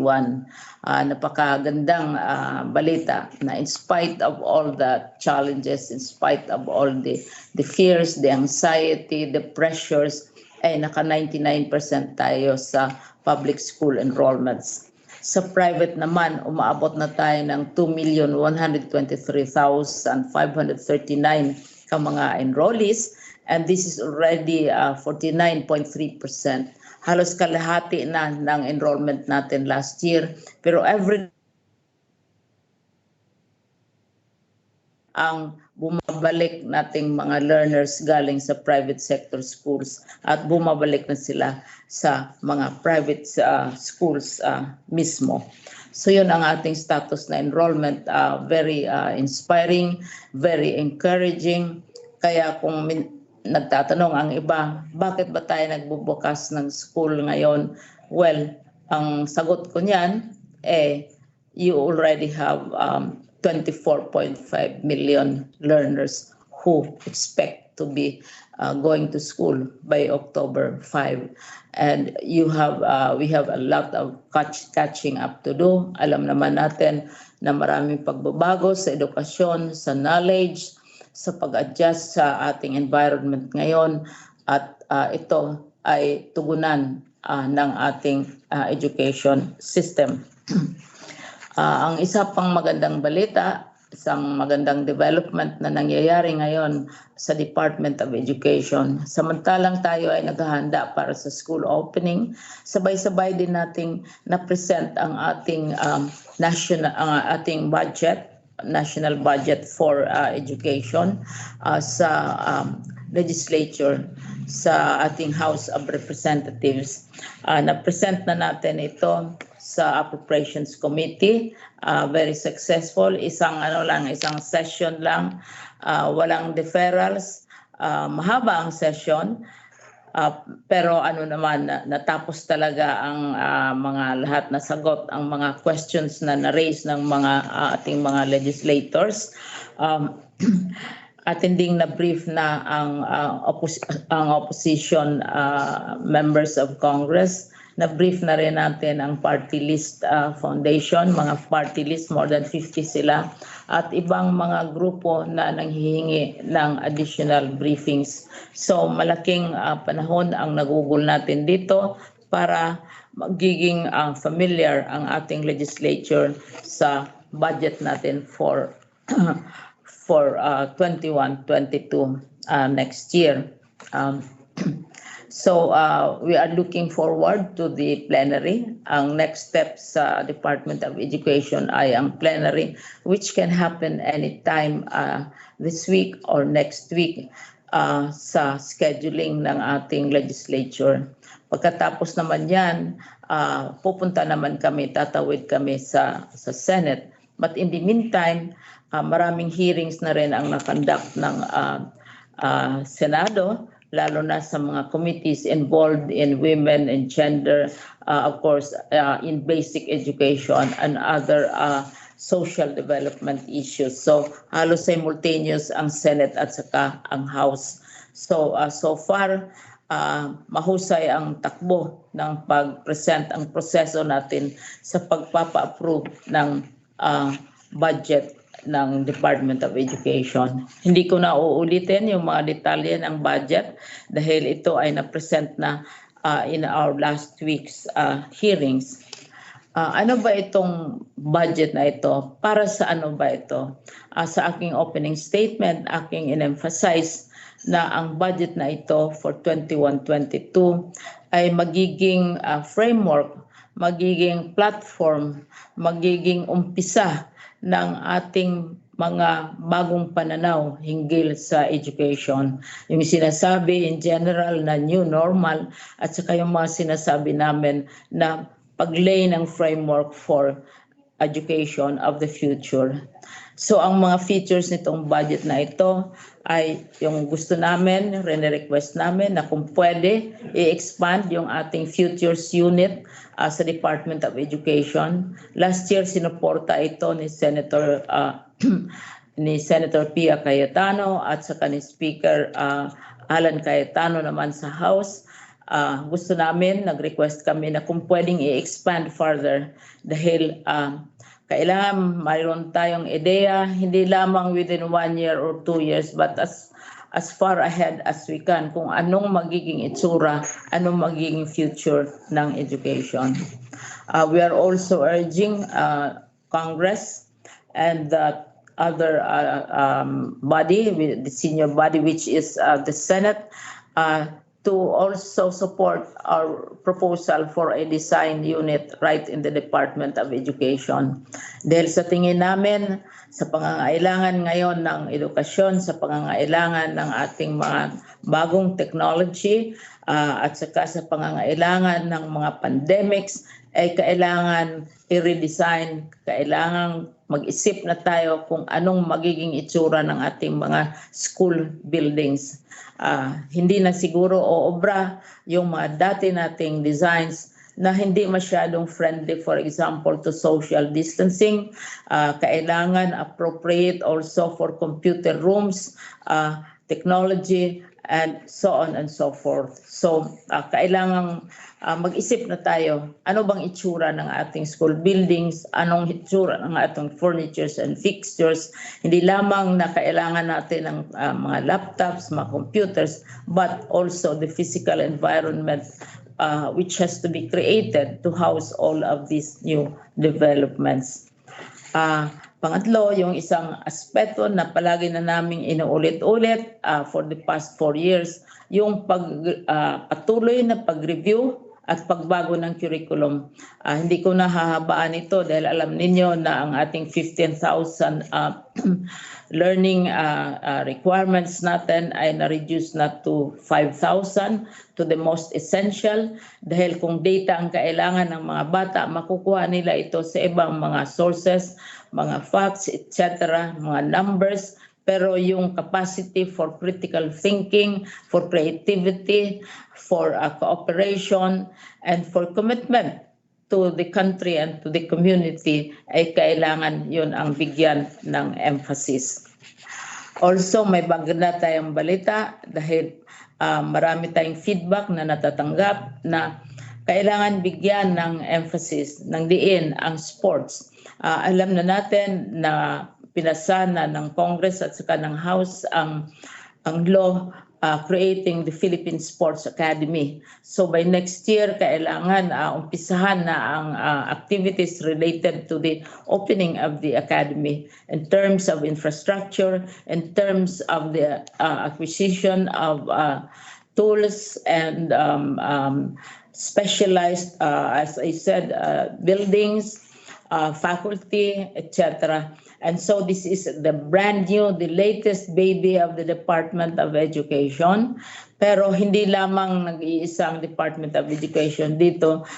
Kasama natin dito ang Philippine Sports Commission, ang DILG, at lahat ng mga agency na very involved sa sports. So, bagong baby ito ng Department of Education at kami ay naniniwala, tayong lahat ay naniniwala na maski na may pandemic, maski na may kung ano-anong mga sakuna, kailangan ipagpatuloy ang physical development ng ating mga bata. Sports is not only a physical activity, but it is also a science in itself, and it is also a field of specialization in itself. So, abangan natin ang pag-umpisa ng Philippine Sports Academy. Lastly, isa sa talagang plea na ginawa ko sa Appropriations Committee ay kailangan dagdagan ang ating support at ipagpatuloy ang ating support para sa arts, sa history, sa culture, sa music. Hindi natin ito iiwanan even as we are thinking of expanding our capacities in the field of technology, of science, etc. But we should not forget the arts. And I have always urged that these two, the arts and sciences aspect of education, have to be developed together because they of each other. So very special yung PLICO, for example, for the National Museum, for the Philippine High School for arts, for our development of various materials, etc. At saka yung sinasabi kong dapat hindi kalimutan ang ating history, hindi kalimutan ang ating lengguwahe, hindi kalimutan ang ating musika, hindi kalimutan ang ating kultura. Kasama ito sa ating bigyan ng diin sa ating budget sa Department of Education. So to summarize, ang features nitong budget proposal natin is we think of the future, not think of kailan matapos ang term because that is less than 2 years. Pero ano yung future ng education? Anong itsura? Anong kailangang skills? Anong kailangang values ng ating mga bata to be able to face the future?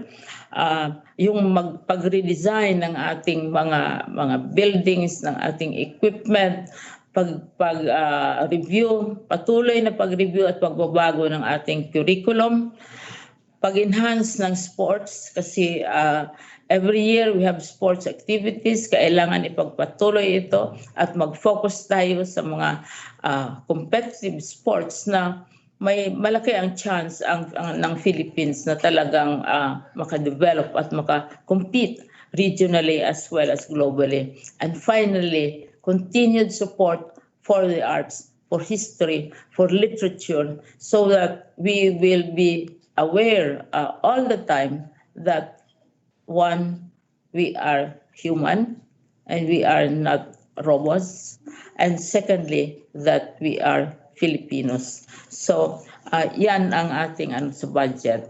Insofar as preparations for the opening are concerned, narinig naman ninyo, nakita ninyo yung mga bata, narinig ninyo ang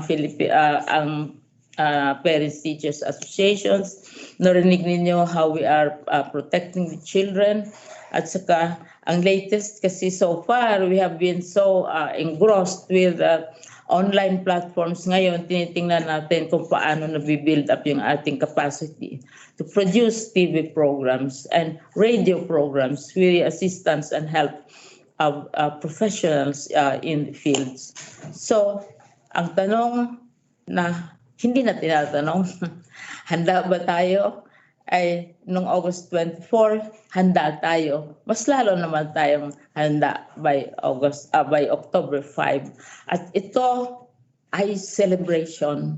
Ito ay a declaration of victory, a declaration of continuity of education. Whatever challenges we are facing, education will continue. Our children will continue learning. Our parents will continue supporting us. Our government, our teachers, all of us are involved in this effort. And this will be the biggest victory of all at this time of the pandemic. Thank you. Ayan, maraming salamat po sa ating kalihim sa kanyang updates. Indeed, no, united we stand, divided we fall. Kailangan nagkakaisa para sa in less than 14 days, ma'am, no, magbubukas na yung ating mga pampublikong paaralan. Yes. Hopefully, and we are hoping na sasabay naman sa approval ng plenary sa House of Representatives ng ating budget. Tapos susunod naman ang Senado. So itong lahat na ito ay sabay-sabay. Thank you. Yes, ma'am. So ayun, maraming salamat po ma'am. At this point po, we will start to entertain po yung mga katanungan po ng ating mga kasamahan sa media ma'am. Ang una pong magtatanong ay si AC Nichols po ng CNN Philippines. AC, good morning. Go ahead.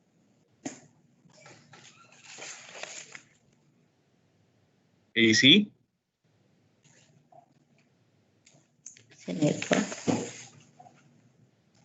Okay, siguro we can proceed to Claudette Siriaco ng Business Mirror. Claudette? AC here. Oh, AC. Sir, si AC. Yeah, okay. Go ahead, AC. Okay. Yeah. Secretary or other resource persons here. My question is about the budget since yun na mention sa closing statement ni Secretary. You mentioned that you're looking forward to it, but I monitored the budget hearing in the House of Representatives. Yung mga sinabi ni Representative Marcoleta. He even said na baka daw sa plenary i-block niya yung budget nyo defend its budget because it's the most chaotic agency daw. Can I get a reaction on that?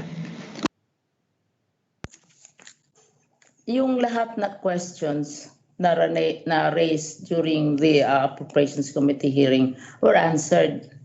Kaya nga dineclare ng Appropriations Committee na tapos na ang hearing sa budget. Kasi kung mayroong dissatisfaction, usually i-defer yan kung minsan 2 or 3 more sessions with the Appropriations Committee. Ang Department of Education, isang sessions lamang at tinapos ito within the same day.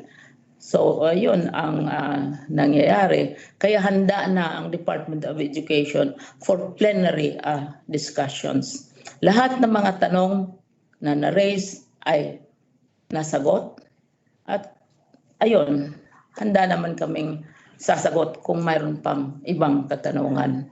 Kayong nasa media, you have been monitoring all these discussions halos every week. Naririnig naman ninyo ang mga issues na lumalabas. Narinig naman ninyo ang mga sagot. At as they say, the proof of the pudding is in the eating. Napasa ng Appropriations Committee ang budget ng Department of Education. Thank you. Just as a follow-up, during that budget hearing also, there were questions about the sharing of modules. It was mentioned by USEC Dads, I believe, na you're allowing sharing of modules between pupils.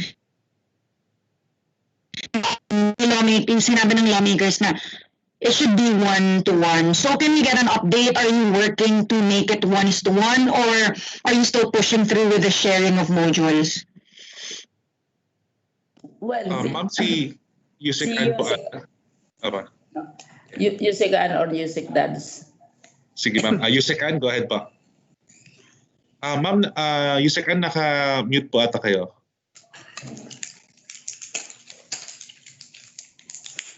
Naka-mute kayo, ma'am?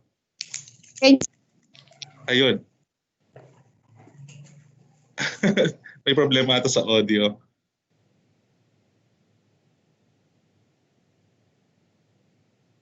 Si Yusek Dads mo. Sige, ma'am. Yusek Dads, go ahead po while we're checking the audio of Yusek Ann po. Yusek Dads? Hello? Ayun. Okay na ma'am, go ahead po. Sige okay po. na, okay, very good. Ma'am, with your permission and with all the executive committee members here, let me explain yung nangyari sa budget hearing. For the first quarter, inalaw natin na gamitin ng mga eskwelahan ang kanilang MOE. And with that, we are able to produce almost 1:1 modules. That is for the first quarter. For the second quarter, we have downloaded the funds for the purpose. And we are also anticipating a 1:1 module for our students. Doon po sa nag-signify na kailangan nila ng modules. Let us also remind you na meron po mga iba pang mga approaches na ginagawa ang mga eskwelahan. At yun po yung tinatawag nating contextual. So, expect na every schedule kung hindi naman po yung approach na yon ang pinili at ginagawa ng eskwelahan. But for those who signify that they want the modular learning, ay ginawa po natin to for the first and second quarters. At ito po yung sakop ng fiscal year 2020. Yung pong sagot na baka in 2021 ay hindi natin maibigay yung 1:1 kasi po yung funding natin for 2021 is only 15 billion. And that will cover the third and fourth quarter of this school year, second quarter of the next school year, which is school year 2021 and 2022. So yung sagot po natin na yung 1:1, pwede pa ba natin gawin in the next quarters, which is third and fourth quarter, and the next school year, yun po yung sinagot namin na maaaring magawa na tayo ng ibang approach dahil we will be needing more or less about 35 billion to 40 billion to cover the third and fourth quarter of this school year and the first and second quarter of the next school year. So we are referring to the budget hearing, which is the 2021 budget requirement. At yun po yung aming pong sinagot na kailangan namin na mag-adjust for depende sa kung ano ang ma-approve na budget para sa DepEd in the coming school year. Ito 2020, ginawa na po namin ng paraan. Nag-realign, nag-reprioritize, naggawa po tayo ng authority for them to use their own funds. There is also the Special Education Fund at marami po sa ating LGU ang tumulong. Marami na po na-produce. In fact, yung pong dry run, makikita ninyo, hindi lang modules ang nilalagay nila dun sa packet. Pero pag po mga school supplies na nilalagay yung iba, hindi lang modules. So yung pong ating blended learning for this year, 2020, at mag-open sa October 5, ay ready for the 1:1. Ang hindi po natin masasagot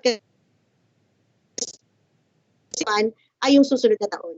Yun po yung clarification namin doon. Thank you po. Si Yusik Dads, pwedeng magdagdag doon. Yes, ma'am. Yusik Dads, go ahead po. Good morning. Good morning, Secretary Liling. Good morning po sa lahat. Katulad po na nabanggit ni Yusek Ann, sa first quarter, mas marami po yung 1:1 yung inihanda para sa mga gagamit ng printed self-learning modules. At yun naman pong a few division offices na gusto nilang subukin yung rotational use. Ang importante po dito yung nadi-disinfect yung modules bago ito ililipat sa susunod na gagamit. And this is perfectly naman po allowed. This will not affect the extent of learning of the children. Parehas pa rin po yung aaralin, pero instead, pag nag-rotational po kasi, halimbawa kung dalawa yung gagamit, so yung aaralin nila for a week, 4 na subject, but good for 2 weeks. Kung dalawa po ang gagamit. Tapos magpapalit sila, so after 2 weeks, yung mga dapat na makover for the whole 2 weeks, na-cover na ng lahat ng mag-aaral. Maraming salamat po. Final follow-up from me, sir. AC, sorry, I think you have to proceed to just the an other. update on the modules na rin from USEC Dads. Kasi we're hearing from some principals here in Metro Manila that they still don't have copies of the modules. Matatapos naman po within the next 2 weeks before the opening. Ang ulat po sa amin ng mga regional offices, lahat ongoing na po ang distribution or delivery, yung mga nag-produce sa division offices. Halimbawa, na-monitor ko yung sa DepEd Quezon, yung mga para sa island nila dyan sa Pulilio Islands na napadala na dun yung mga kailangan. So, pwede po talaga, possible na 47,000 schools kami. Pag maghahanap tayo kung sino yung wala pa, mayroon pa talaga. Kasi 2 weeks to go. Pero ang lahat po ng ulat ay on track sila sa schedule, although may a few percentage pa na nagmo-monitor naman po tayo. Bukas po malalaman namin kung gaano yung progress between last week and this week. So makikita po natin yan bukas. Magbibigay po ulit ng update ng readiness yung mga regional offices sa tanggapan ng aming planning office. Thank you po. Maraming salamat po, Yusek Dads and Yusek Ann, and maraming salamat AC ng CNN Philippines. We proceed now to Claudette Siriaco ng Business Mirror. Claudette, go ahead. Mayong aga, Secretary. Good morning to all. Mayo Secretary. gabi nga aga. Nami nga aga. Tahong nga aga. Yes, I said beautiful morning. Yes. Ang question ko po, regarding po doon sa paggamit ng UV light sa pag-disinfect po ng ating self-learning modules kasi nagbigay po ng warning ang DOH sa possible harmful effects po sa paggamit nito. Like nung Saturday, nagkaroon po ng incident sa Baguio na damage po yung mata ng mga tao na nandun sa area. So ano po ang gagawin nating way para ma-disinfect po itong mga modules and other school supplies na ipamimigay po dun sa mga bata? Mayroon namang alternative ways of sanitizing documents. Halimbawa kami sa Department of Education, ako ay kahon-kahon yung mga dokumentong umaabot sa akin araw-araw. At ito ay dinidisinfect muna bago makarating sa akin. So mayroon namang ibang mga paraan. At saka sa contact tracing namin sa mga incidents, halimbawa sa Department of Education, hindi natin masasabi na nanggagaling sa modules. Ito ay galing sa ibang lugar, pumupunta sa ibang lugar ang mga nagiging pasyente, and so on. So, mayroon namang ibang paraan sa mga ibang instances nga, binibilad sa init, no? Yun, natural way of sanitizing. Tapos mismo ang nag-handle nito, kailangan talagang they observe all the minimum requirements also of the Department of Health. So we take all the precautions. Wala pa kaming instance na sasabihin natin na nanggaling sa module na may nangyari na nanggaling sa module. Because in the first place, halos minimal ang cases namin sa Department of Education dahil talagang na nagiging maingat tayo at saka wala pa namang klase at saka sa mga areas na tinatawag ng IATF na mga high risk, mga ECQ, mga areas na hindi pinapalabas ang tao, hindi naman namin pinapalabas yung mga teacher. Hindi naman namin pinapalibot at saka as I said, gumagawa tayo ng contact tracing hindi naman natin nakikita yung direct na masasabi natin na nanggagaling sa modules ang mga infection ngayon dahil very minimal ang nangyayari sa Department of Education na levels of infections. Okay po, Yusek. Secretary, my second question is, you've mentioned earlier po, Secretary, na 14 days to go bago po ng October 5. How prepared are we now po? Almost 100% na po ba? Yung tanong, sinabi ko nga, on August 24, we were prepared. In June, we were prepared.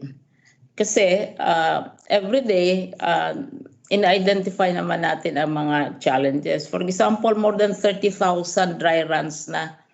Last June, sabi ng mga local governments, mag-dry run muna kayo. O nag-dry run tayo.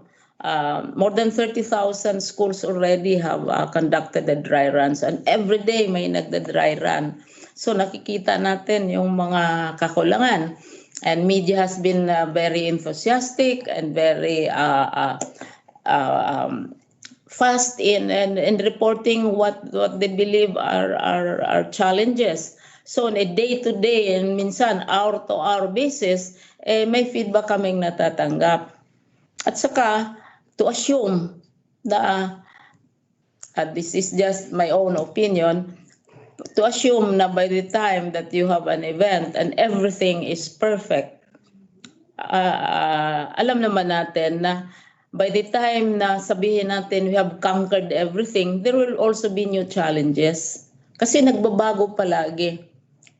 Yung sinasabi nga dito, the only constant in life is change. So, by October 5, there might be other challenges na which will emerge. And this will be responded to. Dahil alam na namin kung ano itong mga possible complications. Pero we will of course not claim perfection because there is no such thing. by October 5, as I said, there will also be additional complications. There will be changes in the weather, or there will be changes in risk assessments, etc. And we will respond to this. And we are already anticipating what these challenges would be. It's not as if we will be caught by surprise. At the rate media is raising these issues already 4 months in advance, 5 months in advance. So we have responded and we have prepared. Public, parents have been raising questions and complaints. We have responded and we have recognized this. So by October 5, as of October 5, we will already be ready. But if there are other challenges which will emerge, because as all of us know, especially those in media, we move in a political, social, and economic environment, as well as a natural environment, the weather, etc., which we cannot solve by issuing memoranda and circulars and so on. But we can only think of ways by which we can respond. So that is my answer. And I believe I'm speaking also for the Department of Education. It is really something, and I'm very proud of this, Claudette. And in less than 6 months, you overhaul practically the entire educational system. You change the curriculum. You change the methods of education, of learning delivery in a matter of months, even as we are surrounded by criticisms and skepticisms and cynicism. To be able to do that, to be able to respond positively, is already a signal of the capacity of the department and of Philippine society, of parents, of teachers, of all of you, to be able to look and to see what might happen and how we might react to this. Thank you, Claudette. Thank you, Secretary. God bless po. Hindi ako gabesday. Thank you so much, ma'am, and thank you so much, Claudette. Hindi ako general. Ang susunod, ma'am, ay si Ina Hernando ng Manila Bulletin. Ina, go ahead. Hello, good morning, everyone. Good morning, Secretary. This is for Secretary Briones. Hello po. Hi, ma'am, as you Ina. observe the as you observe the 48. I take her question seriously because she's a mother and she has children in school. Okay po. This is my question, ma'am. As you observe the 48th anniversary of Martial Law Declaration today, kindly give us an update on the teaching of martial law in the curriculum, especially now that we have reduced our K-12 curriculum into the most essential learning competencies. That's a really nice, an excellent question. So I'll ask Dads, who is in charge of curriculum, to give us an update insofar as these issues. Kasi mga 4 years na yan, every year, of course, especially in relation to the budget, tinatanong yan. Dads? Yusek Dads? Papa. Actually, I'm not very good in memorizing what is in our most essential learning competencies, but I'm very sure the very critical and foundational competencies are covered. And as to the issue of the way martial law is being covered in the curriculum, I know that the ongoing curriculum review has been able to address this, and as it is, we make sure that the learners are provided an opportunity to have an objective perspective of what happened during that time. Thank you. Maraming salamat, sir. Ina? Yep. Yes, for my second question, it's for Yusek Maripoco.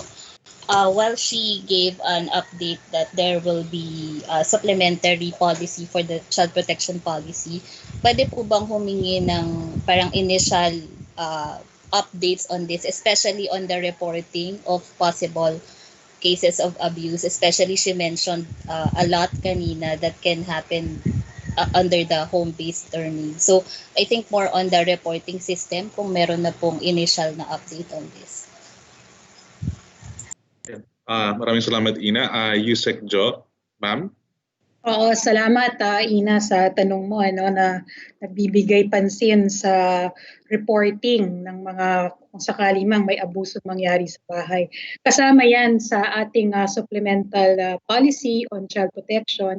In fact, merong isang annex doon na flow chart kung paano ang reporting pamula sa bahay.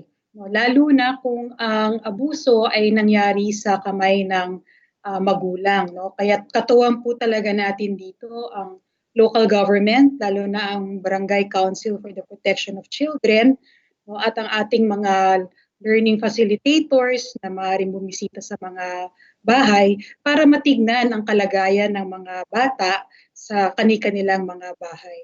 So merong magiging adjusted reporting system dahil nga nasa bahay ang mga bata at wala sa paaralan. Pero ganun pa rin, in essence ay ire-report pa rin sa eskwelahan, gagana pa rin yung ating Child Protection Committee para matiyak na merong mga interventions na maibibigay para sa ating mga batang na abuso at para maiwasan na muling mangyari. Salamat. Thank you. Sir, last question na po. I think this is for you, Dads. Follow up lang dun sa low periodical exam policy that is being proposed. Covered daw po ba dito yung mga private schools? Miss Ina, yung private schools, as what we normally do, we strongly encourage them, but it is never prescriptive for them. Okay, thank you so much po. Have a good day. All right, maraming salamat, Ina, and thank you so much, Yusek Dads. Ang susunod po na magtatanong naman will be Maris Umali ng GMA. Maris? Wala po ata. Okay, next is Dante Amante ng UNTV. Dante?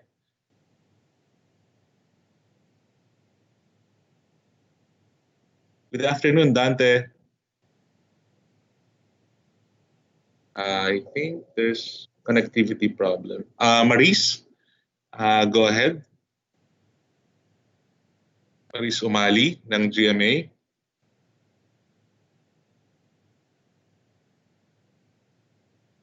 All right, let's proceed kay Meg Adonis ng Inquirer. Meg? Hi, good morning po. Ay, good afternoon po pala. So, my question is for Yusek Maribohok. I understand na meron po tayong magiging policies for child protection, but I would like to ask kung kasama po ba dito ang data privacy? Kasi last week, the data privacy education sector, which is backed by the NPC, released guidelines on protecting the privacy of children during online classes, such as seeking the consent of students or their parents or guardians if they are minors before recording classes, and reminding teachers to refrain from asking learners to submit requirements through social media. While they said that these are just recommendations, i-recommend din po ba natin ang guidelines na ito para sa ating public schools, particularly po sa basic education, especially since may mga iba naman pong mag-online classes kahit mga bata po sila. Thank you po. Okay, maraming salamat sa katanungan at pagpapahalaga sa privacy ng ating mga bata. Oo, meron ngang nailabas noong nakaraang linggo na recommendation ang tawag doon sa guidelines ng data privacy of the education sector. Kalinyang-kalinya po nito yung ating kinakasang supplemental child protection policy. It's very much in line with what we are doing. And in fact, when we issued the supplemental policy, as a policy, it will become a rule. So unlike the guidelines that you mentioned, they are recommendations. So once those are adopted into policy, they become rules issued by the DepEd. And some of the themes actually on recording, seeking consent, use of images, all of those will be in the supplemental policy. And we hope to come out with that policy in the very near future, no? If not within the month, in the early part of next month. Thank you. Thank you po. My second question maybe for Secretary Briones or anyone who can answer for the DepEd. DILG USEC Malaya encouraged LGUs and the DepEd to discuss yung guidelines daw po sa pag-suspend ng classes this school year. Since typhoons could cause connectivity issues in some areas, may update na po ba kung meron na pong naging discussion at the regional or division levels? Thank you po. Right now, we have an existing policy, and that has been enforced even before the COVID pandemic. And this policy mandates the local government units to declare holidays or cancellation of classes, especially as related to natural disasters. And so this policy is still enforced. Last word sila pa rin. But of course, it would be useful if there are also consultations with our people in the DepEd at the local levels. Pero yung principle na ang local governments pa rin ang magde-decide still holds, and that has not been changed at all. Like tama nga yung sinasabi ninyo na kung walang connectivity, you're in the middle of class, mag-brown out or whatever, sometimes you don't even need a declaration of cancellation because the brownout itself will cancel whatever level of communication one is already engaged in. So, at saka nasa creativity ng school kasi pag may brownout, even households, we always have alternatives to brownouts. We try to continue with our activities even if there are brownouts. Ganon din sa school ang ating gagawin. Pero local governments pa rin unless that is changed, unless that policy is changed. Thank you. Ayaw ko kung gusto magdagdag nandito ba si Yusek Revsi kasi siya sa operations o si Yusek Dads na involved sa actual operations ng mga schools. Pero itong mga decisions na ito are done at the level of the school itself. Kasi ang halimbawa yung mga natural disasters, hindi naman buong bansa apektado. It would be in localized places na sila mismo nakakaalam yung extent ng danger, ng risk, o the extent to which the conduct of classes are affected. Obviously, pag mga brownout, ang mga online, mga dependent on IT will probably have problems and other ways have to be worked out. Pero at the level of the school yan. Pero bottom line, it's still the local government. Yan ang paningin ko as Secretary of Education. Okay. Thank you po. Maraming salamat, Meg Gadonis. Ma'am, babasahin ko lang yung mga katanungan ni Maris Omali ng GMA po. Una-una, tanong po niya dito, previously na-mention po yung pag-cancel muna sa mga periodical exam to prevent distance cheating. May we know the other specific measures to also prevent distance cheating daw po? I think Yusek Dads.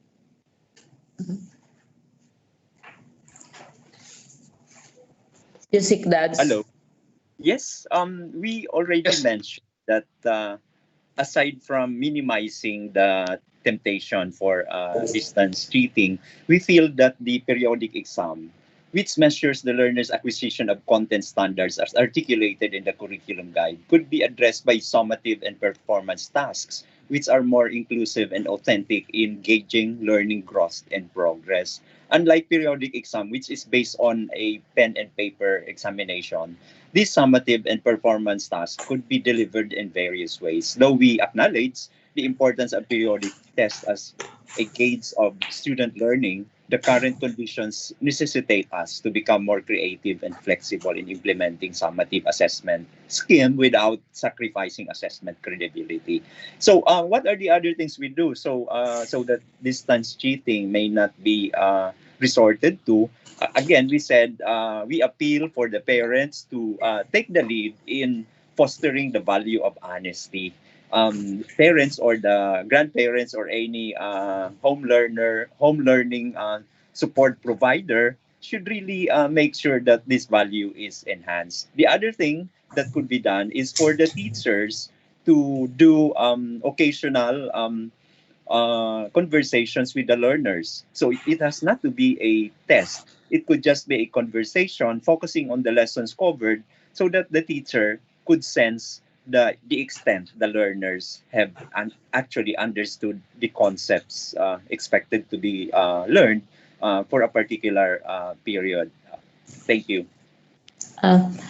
If I may join the conversation, June, the matter of alternatives to periodical examinations has long been in practice by both public and private schools, even before COVID. Sa homeschooling, for example, and even in regular schooling, kasi there are many ways of assessing the progress of students other than periodical examinations. So it's nothing new. And also, it does not necessarily mean that these approaches were developed to prevent cheating. These are alternative ways of measuring of assessing the progress of a child in his or her learnings. So maraming and this has been done all the time, and it is practiced. Again, I cited this in one of our press conferences when last March, when the president declared that classes are closed. This happened during the time of the periodical exams, final exams. So we had to sit down and argue and figure out how we can assess the students fairly, even as the possibility of final examinations may not take place. Kasi mayroong na silang final exams, mayroong iba, wala pa. So nag-come out ang DepEd ng guidelines, but not necessarily to prevent cheating, but as alternatives in case there are events like the pandemic, events like floods and natural disasters, etc. So yun, iniisip yan ng Department of Education, and it is not new. It has always been there.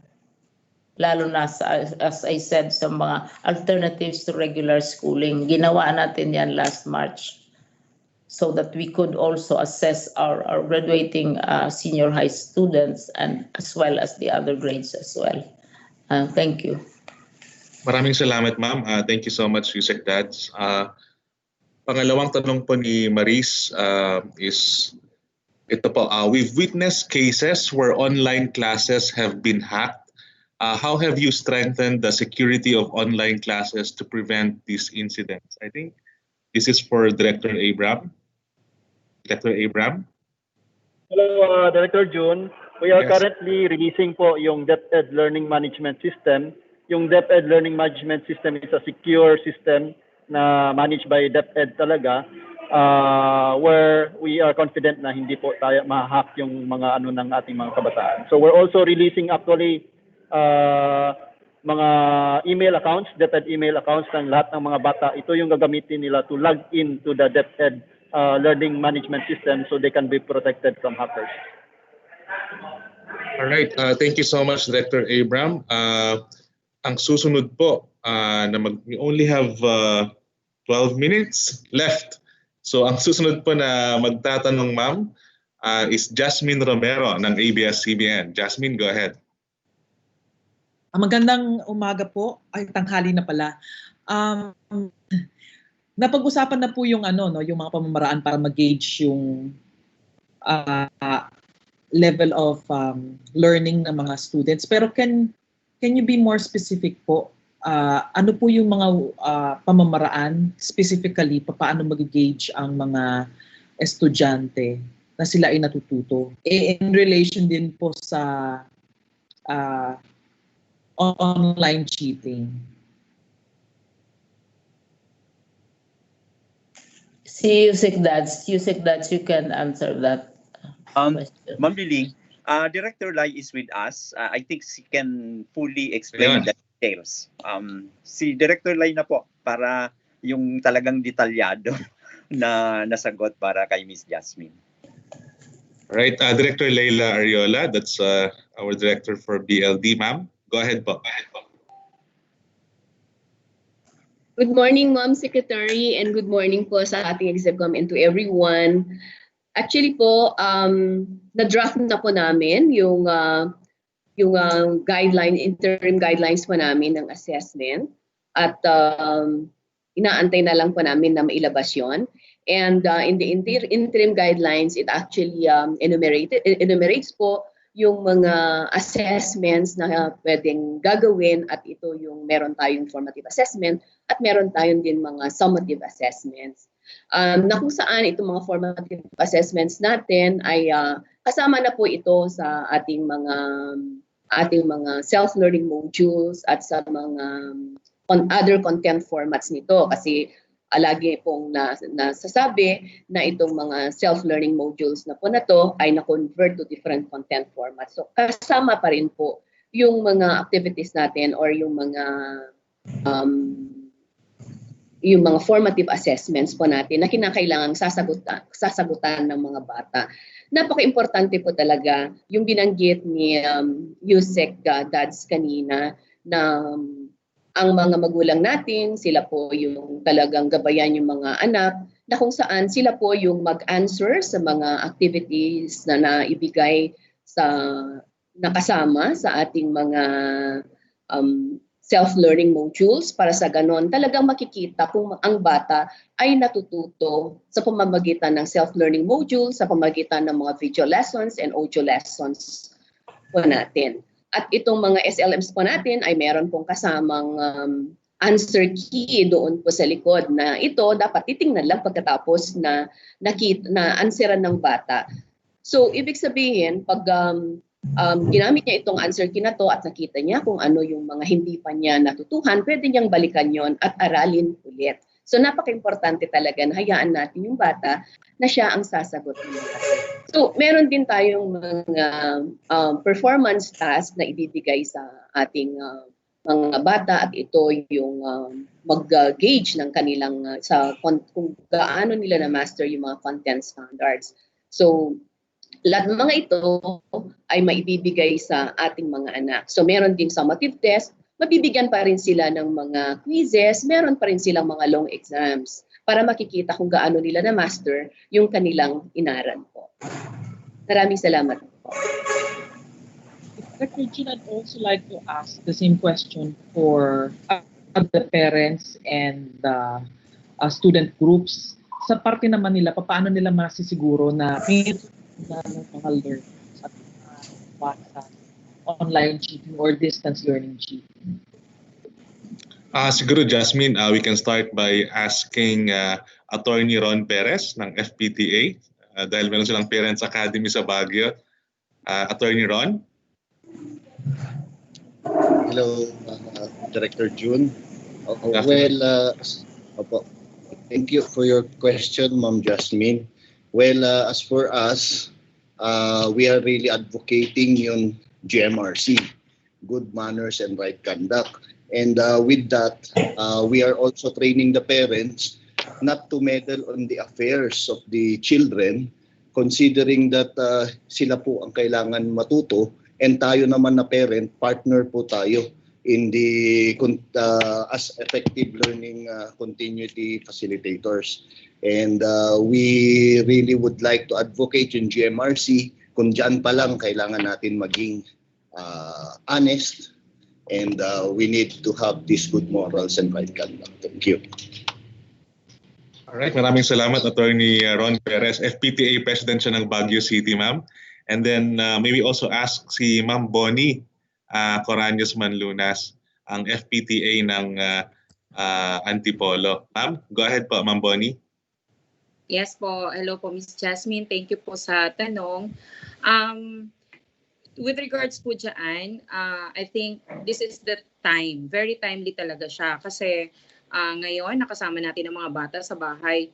This is the role of the parents na i-insert talaga, i-assert yung values education. Sa loob pa lang mismo ng bahay, dapat talagang yun ang natututunan. Diba? Lagi nating sinasabi, before natin pakawalan ng mga bata sa labas, dapat talagang nabuo na sa loob ng bahay yung proper values ng bata. So kung I do believe na kung properly ang pagpapalaki ng mga magulang, laging na ituturo yung tamang disiplina, na ituturo yung mga values sa loob ng bahay at napapractice siya, so definitely cheating will not prosper. Even dito sa bahay, I have 4 kids and nag-participate sila sa dry run, during the dry run sa schools. And ako personally, hindi ako nakialam sa pagsasagot nila ng mga modules. And nakita ko kung paano sila nag-effort na intindihin, unawain. And besides, since talaga nagsimula sila mag-schooling, ang ano namin dito, usapan is, you do it first. If you don't understand, then that's the time na papasok kami ng mga magulang to help you answer the assignments or the homeworks. Pero hindi pwedeng kami agad. You have to make an effort muna para intindihin. Kasi at the end of the day, yan lagi kong sinasabi sa mga bata, at the end of the day, it will be you who will be graded. It will be your effort. So dapat talaga yung values na i-instill talaga sa mga bata.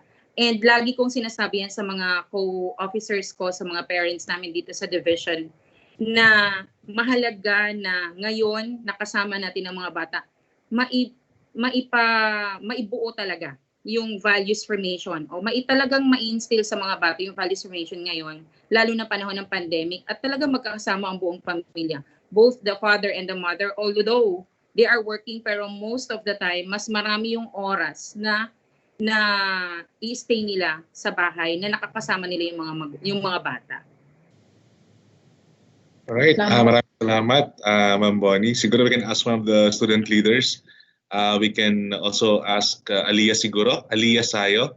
Siya po ang president ng SSG Ilocos Sur National High School. Aliyah? Good morning, Sir June. Good morning, Ma'am Jacqueline. For me naman po, ang comment ko naman doon sa online cheating, siguro dito may incorporate yung subjects like sinabi po ni Attorney Ron na GMRC, yung values education, and yung edukasyon sa pagpapakatao. Kasi we highly encourage our fellow students na dapat, to be honest, ika nga nila, honesty is the best policy. Kasi kung we will cheat, kami din naman yung maapektuhan nito eh. Like, kumbaga, we do not know kung titingin lang kami ng answers or will hack accounts or what. Syempre, yes, we will get high scores, but wala naman kaming natututunan or hindi naman pumapasok sa amin yung natututunan namin. So, we encourage our fellow students to answers the modules and honestly, and meron naman kagaya naming officers like Supreme Student Government na they can tap para if ever kailangan nila ng help in like peer tutoring, they can tap us kung basta kaya namin, and they can also tap our teachers and also our parents po. Maraming salamat, Aliyah. So, yun. Thank you so much, Jasmine. If I may comment, go ahead, ma'am. Ang ganda ng question ni Jasmine dahil ang response nanggagaling sa iba't ibang mga players sa education, and sila mismo ang nagsasabi, ang parents, ang teachers, ang officials at ang mga bata kung ano ang mga steps. That was really an excellent subject of discussion. sana lalabas i-report naman sa sa media maliban sa mga GMRC elsewhere. Ayun.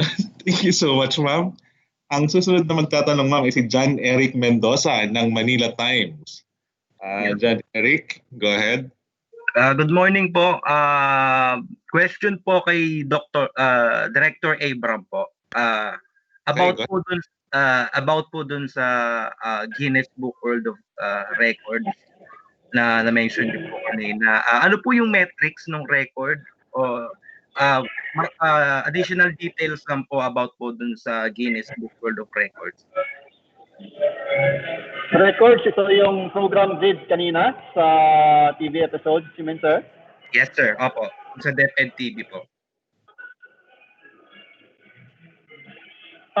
Well, teka, i-share ko ulit, no?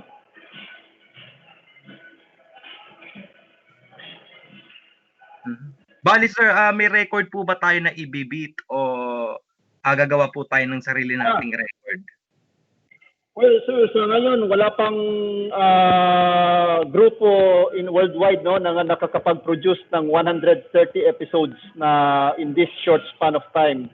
So actually in 1 month's time magpo-produce po tayo ng 130 na TV episodes para lang sa ating kabataan. At hindi ito para lang sa October 5. Every week magpo-produce tayo ng 130 episodes. So times 4 nasa 1,200 ang lalabas for 1 month. So never pa yan nagawa worldwide. Yung ganitong volume of TV production for television. Bali, so i-apply nyo po ba to sa Guinness or lumapit po yung mga tao sa Guinness about po dito? Yes, sir. I-arrange namin na mag-apply kami sa Guinness Book of Records once ma-produce na namin yung mga episodes natin. Thank you, sir. Thank you po, sir. Thank you po. Another question po kay Yusek Dads po. About naman po to dun sa may nabanggit po siya recently na hindi po bibili ng textbook yung DepEd this year. So expound lang po doon. Dahil po ba to sa modules na mas priority po ng DepEd ngayon, yung pag-produce or paggamit po ng modules? Thank you po. Yung desisyon na priority yung SLMs, talagang iyon talaga kasi ang mas kailangan natin. Sa distance learning, ang pinaka-importanting learning resource ay self-learning modules. Kaya nga, ang textbook, while pwede rin gamitin, pwedeng mag-supplement. At ang ginawa rin nating remedyo ay yung mga nandyan na available, i-distribute natin, minapa na natin ito sa ating most essential learning competencies at sinabi na natin sa field, pinaliwanag na kung gagamitin yung textbook, ay kailangan may weekly learning plan at mayroong activity sheets na ihahanda ang mga guro para magamit ito. So for this year, yung 2020, yung allocation talaga ay nirecommend namin na sa SLMs muna. Pero sa next year, dahil ina-anticipate natin na mag-normalize na ulit, ay naglaan na rin po ulit tayo ng textbook procurement and at the same time, yung pong private sector sa quarter 3 and quarter 4 na SLMs ay kaisasali po natin. May mga pag-uusap na po kami na ang pangatlo at pang-apat na quarters ay tutulungan na tayo ng private sector sa pag-develop at pag-produce ng self-learning modules. Thank you, sir. Thank you po. All right. Thank you so much, John Eric. We have last 3, ma'am. So I'll be asking our media friends to ask just one question na lang po kasi we're running out of time. So last 3 na po. We have Shaila Francisco ng TV5. Shaila, go ahead. Good afternoon po. My question is about the DepEd TV. Of the 24.5 enrollees po, ilan po yung target nating maka-benefit sa DepEd TV? And in terms of assessment, I know parents will play a big role, pero how often po mag-check or papasok ng teachers to assure an objective assessment dun sa performance ng students po?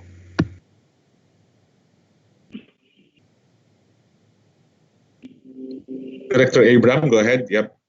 Director June, if I may, pwede ko masagot yung coverage Sure. ng TV, Go ahead. no? So, sa recent statistics natin sa Kantar based on 2019 survey, 88% ng ating households ay may access sa television. At most likely, tumaas pa nga yan noong 2020.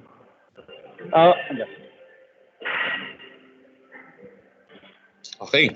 Thank you so much, Dr. Abram. And then dun sa other question, Yusek Dads.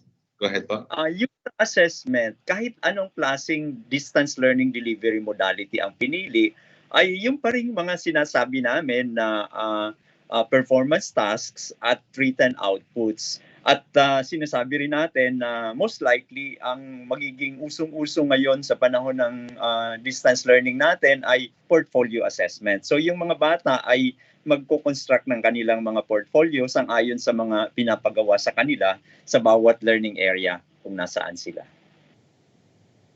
And thank you so much, Yusek Dads and Director Abram. Maraming salamat, Shaila. And then second to the last, ma'am, na magtatanong ay si Bons Magsambol ng Rappler. Bons? Hello po, good afternoon, Secretary Briones. This question is for Yusek Dads. Quick question lang siya. Okay. Yun, in terms of modular learning, I'm just wondering po, kasi parang di ba nabanggit natin before na modular learning is the backbone of the DepEd's distance learning. So is it safe po ba to say that all public schools in the country will use this mode, as the rest, such as online and TV, would just supplement it? If not po, ilan po kaya dun sa 47,000 na public schools yung gagamit ng modular learning? Thank you po. Miss Bons, ang sinasabi nating backbone, yung modules mismo, yung self-learning modules, ang backbone na lang ng lahat ng distance learning delivery modality. So kung mag-online ka, magdi-digital offline o magti-TV, lahat yun naka-anchor sa mga ginawang self-learning modules. Yung sinasabing popular choice, yung printed learning modules, sa aming pagtatantya, 59% ng mga learners ang most likely gagamit nito. At yung mga ibang delivery modalities ay hindi kasing popular. Pero ang nakikita rin natin, at of course we are encouraging this also, yung mga lugar na namimigay ang mga local governments ng mga gadgets ay sa mga susunod na quarter ay hindi na natin sila ipaprioritize sa mga printed self-learning modules kasi nga gusto rin naman nating ma-protect yung environment at honestly yung pagtitipid din kasi magastos talaga itong inililimbag na ito, although dahil nga distance learning tayo, kailangan talagang may self-learning modules na available sa mga bata. Okay, so one quick follow-up po. So just to clarify, for now... Can I add, make an additional comment? Go ahead, ma'am. Well, it is true na more than 60% kasi based ito sa mga advice galing sa parents at sa mga bata kasi tinanong sila kung anong preferred mode ang gusto nila. This was during the enrollment period. And they express a preference for printed modules. But it does not mean, Bons, that we will be staying forever and ever and ever in printed modules because the direction ngayon of learning and many human activities is towards increasing use of technology and other means of delivering information. So, it's very likely that will change. Sinabi ko na ito during one of our press conferences, or is it even in Congress itself, that even as you have how many percent of our teachers, 80% ba yun, or how many hundreds thousands of smartphones are circulating in this country, etc. Pero pag sabihin mo what is your preferred mode of learning, they go to modular. So parang hindi pa masyadong nako-connect sa ang usefulness ng technology halimbawa and other delivery modes to the learning process. Kasi yung cellphone mo is for communicating, is for chika, is for music, it's for many other things, but not necessarily connected to learning, but that will change as we go along at makikita nila na you can transmit learning lessons etc. through other delivery modes other than the printed. Kasi sinabi na ni Yusek Dads, and kami na-recognize namin yan, that it's not only very expensive, kasi ang pag-print, papel, etc., the process, but it's also harmful to the environment. And since we are moving also towards international and regional assessments and other ways by which we assess our students, these assessments usually utilize technology. Yung mga international assessments, halimbawa, technology ang ginagamit, hindi naman modular, on a global scale. So, NCR recognizes this kasi in NCR you still have many schools and learners wanting modular, yun, as of this time. Pero with local governments providing each and every student with tablets and with computers, Manila is 1.2 billion ang kanilang investment for each child. Quezon City is 2.6 billion because Quezon City is very large for the students. So mayroong attraction or drawing power na ito, and also because we know that it is necessary na hindi lang exclusively printed module.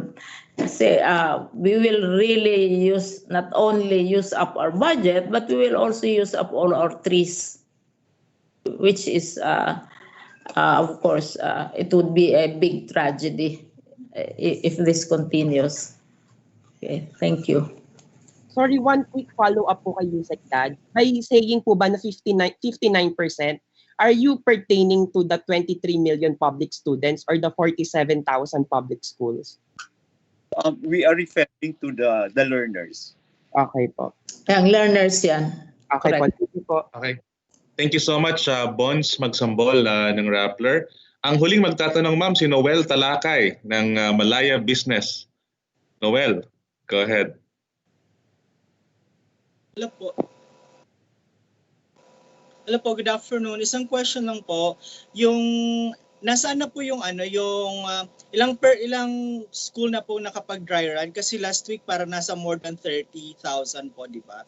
So may natitira pa po 12,000. So as of today po, ilan na po ang natapos na po yung dry run? Thank you.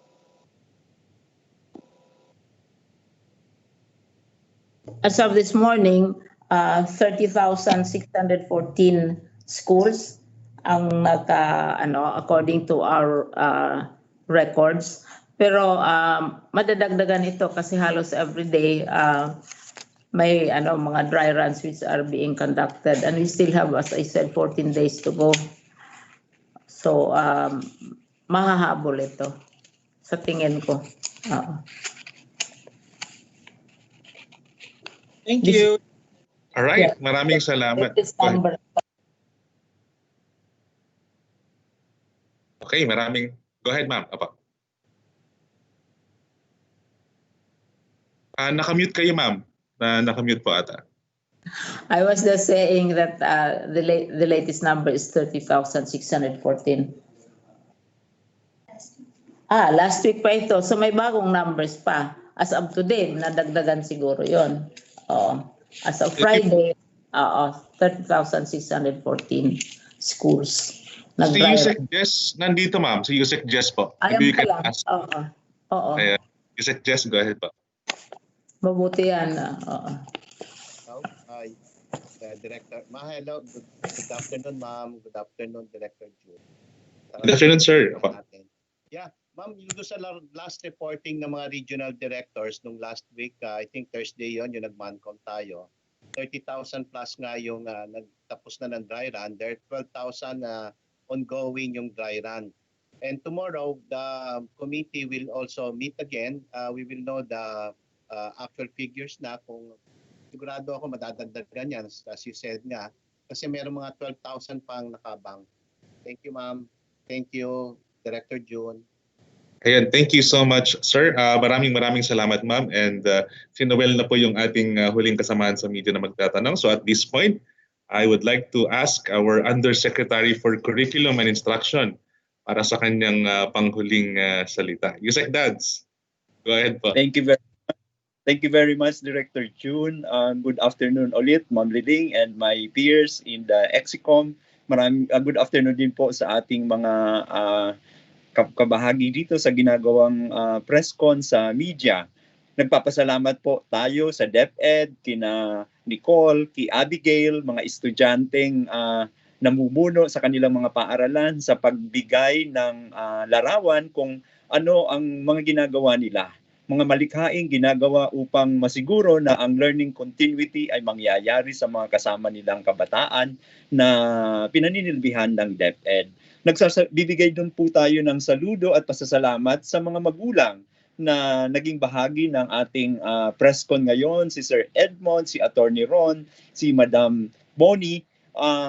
Napaka-inspiring po ang inyong mga ibinahaging estratehiya kung paano ang mga magulang makakatulong upang totoong matuto ang ating mga anak habang po mayroon tayong distance learning delivery modality.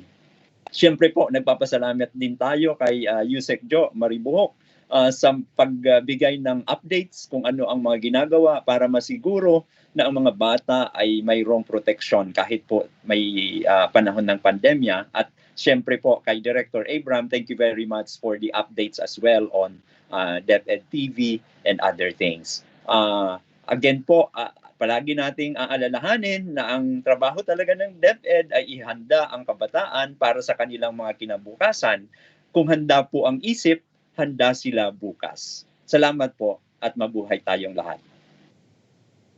Ayan, maraming salamat. That's Undersecretary Diosdado San Antonio ng Curriculum and Instruction. So ayan po, dito na po nagtatapos ang 7th edition ng ating Handang Isip Handa Bukas Virtual Press Conference. Samahan niyo po kami sa susunod na Lunes para po sa ibang mga updates pa tungkol sa pagbubukas ng ating mga klase. At this juncture, I would like to thank our parents, our learners, our teachers na until now ay nakasubaybay sa ating live stream sa DepEd Philippines. And of course, again, I would like to thank our media partners na until now walang sawang nag-syndicate ng ating live feed ng ating weekly press conference like Tirad Pass Network ng Ilocos Sur, Planet Cable DWAT Teleradyo, CLTV 36, Romblon Cable, Kabangkalan Community Antenna Cable, Camiguin Island Cable TV Corporation at Calibo Cable TV Network. And of course, I would like to thank our resource persons po, ang ating mga spokespersons, and ang president ng SSG Ilocos Sur National High School, Aliyah Nicole Sayog. Pakita ka, Aliyah. Turn on your camera. Okay. Thank you so much. And then, thank you din po for this opportunity. And then we have Ana Abigail Ticson, president ng SSG San Pablo City Science Integrated High School. Abigail, turn on your camera. Ayan, hello po ulit. Thank you for the opportunity. Saan ano ito? Saan high school? Science High School? Which one? San Pablo, ma'am. City po. Saan? San Pablo City Science Integrated High School po. Hello po. Ayos naman ang performance ng Laguna. Yes, oo. At saka of course, si Sir Edmund Cardona, ang very active na GPTA President sa Kawayan, Isabela. Ma'am, gumawa sila ng radyo para sa ating mga learners.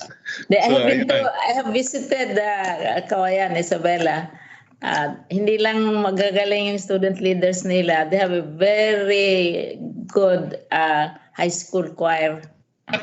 Elementary at high school. Mayroon pang rondalya. Ang galing-galing talaga mga bata ito.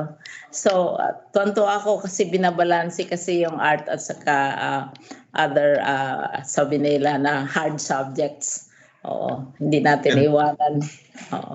And then also, we also have Attorney Ron Perez, ma'am, ang FPTA President ng Baguio City. Attorney Ron. Ayun. And of course, si Ma'am Bonnie Oranias Manlunas. I'm performing ang Baguio sa English sa PISA.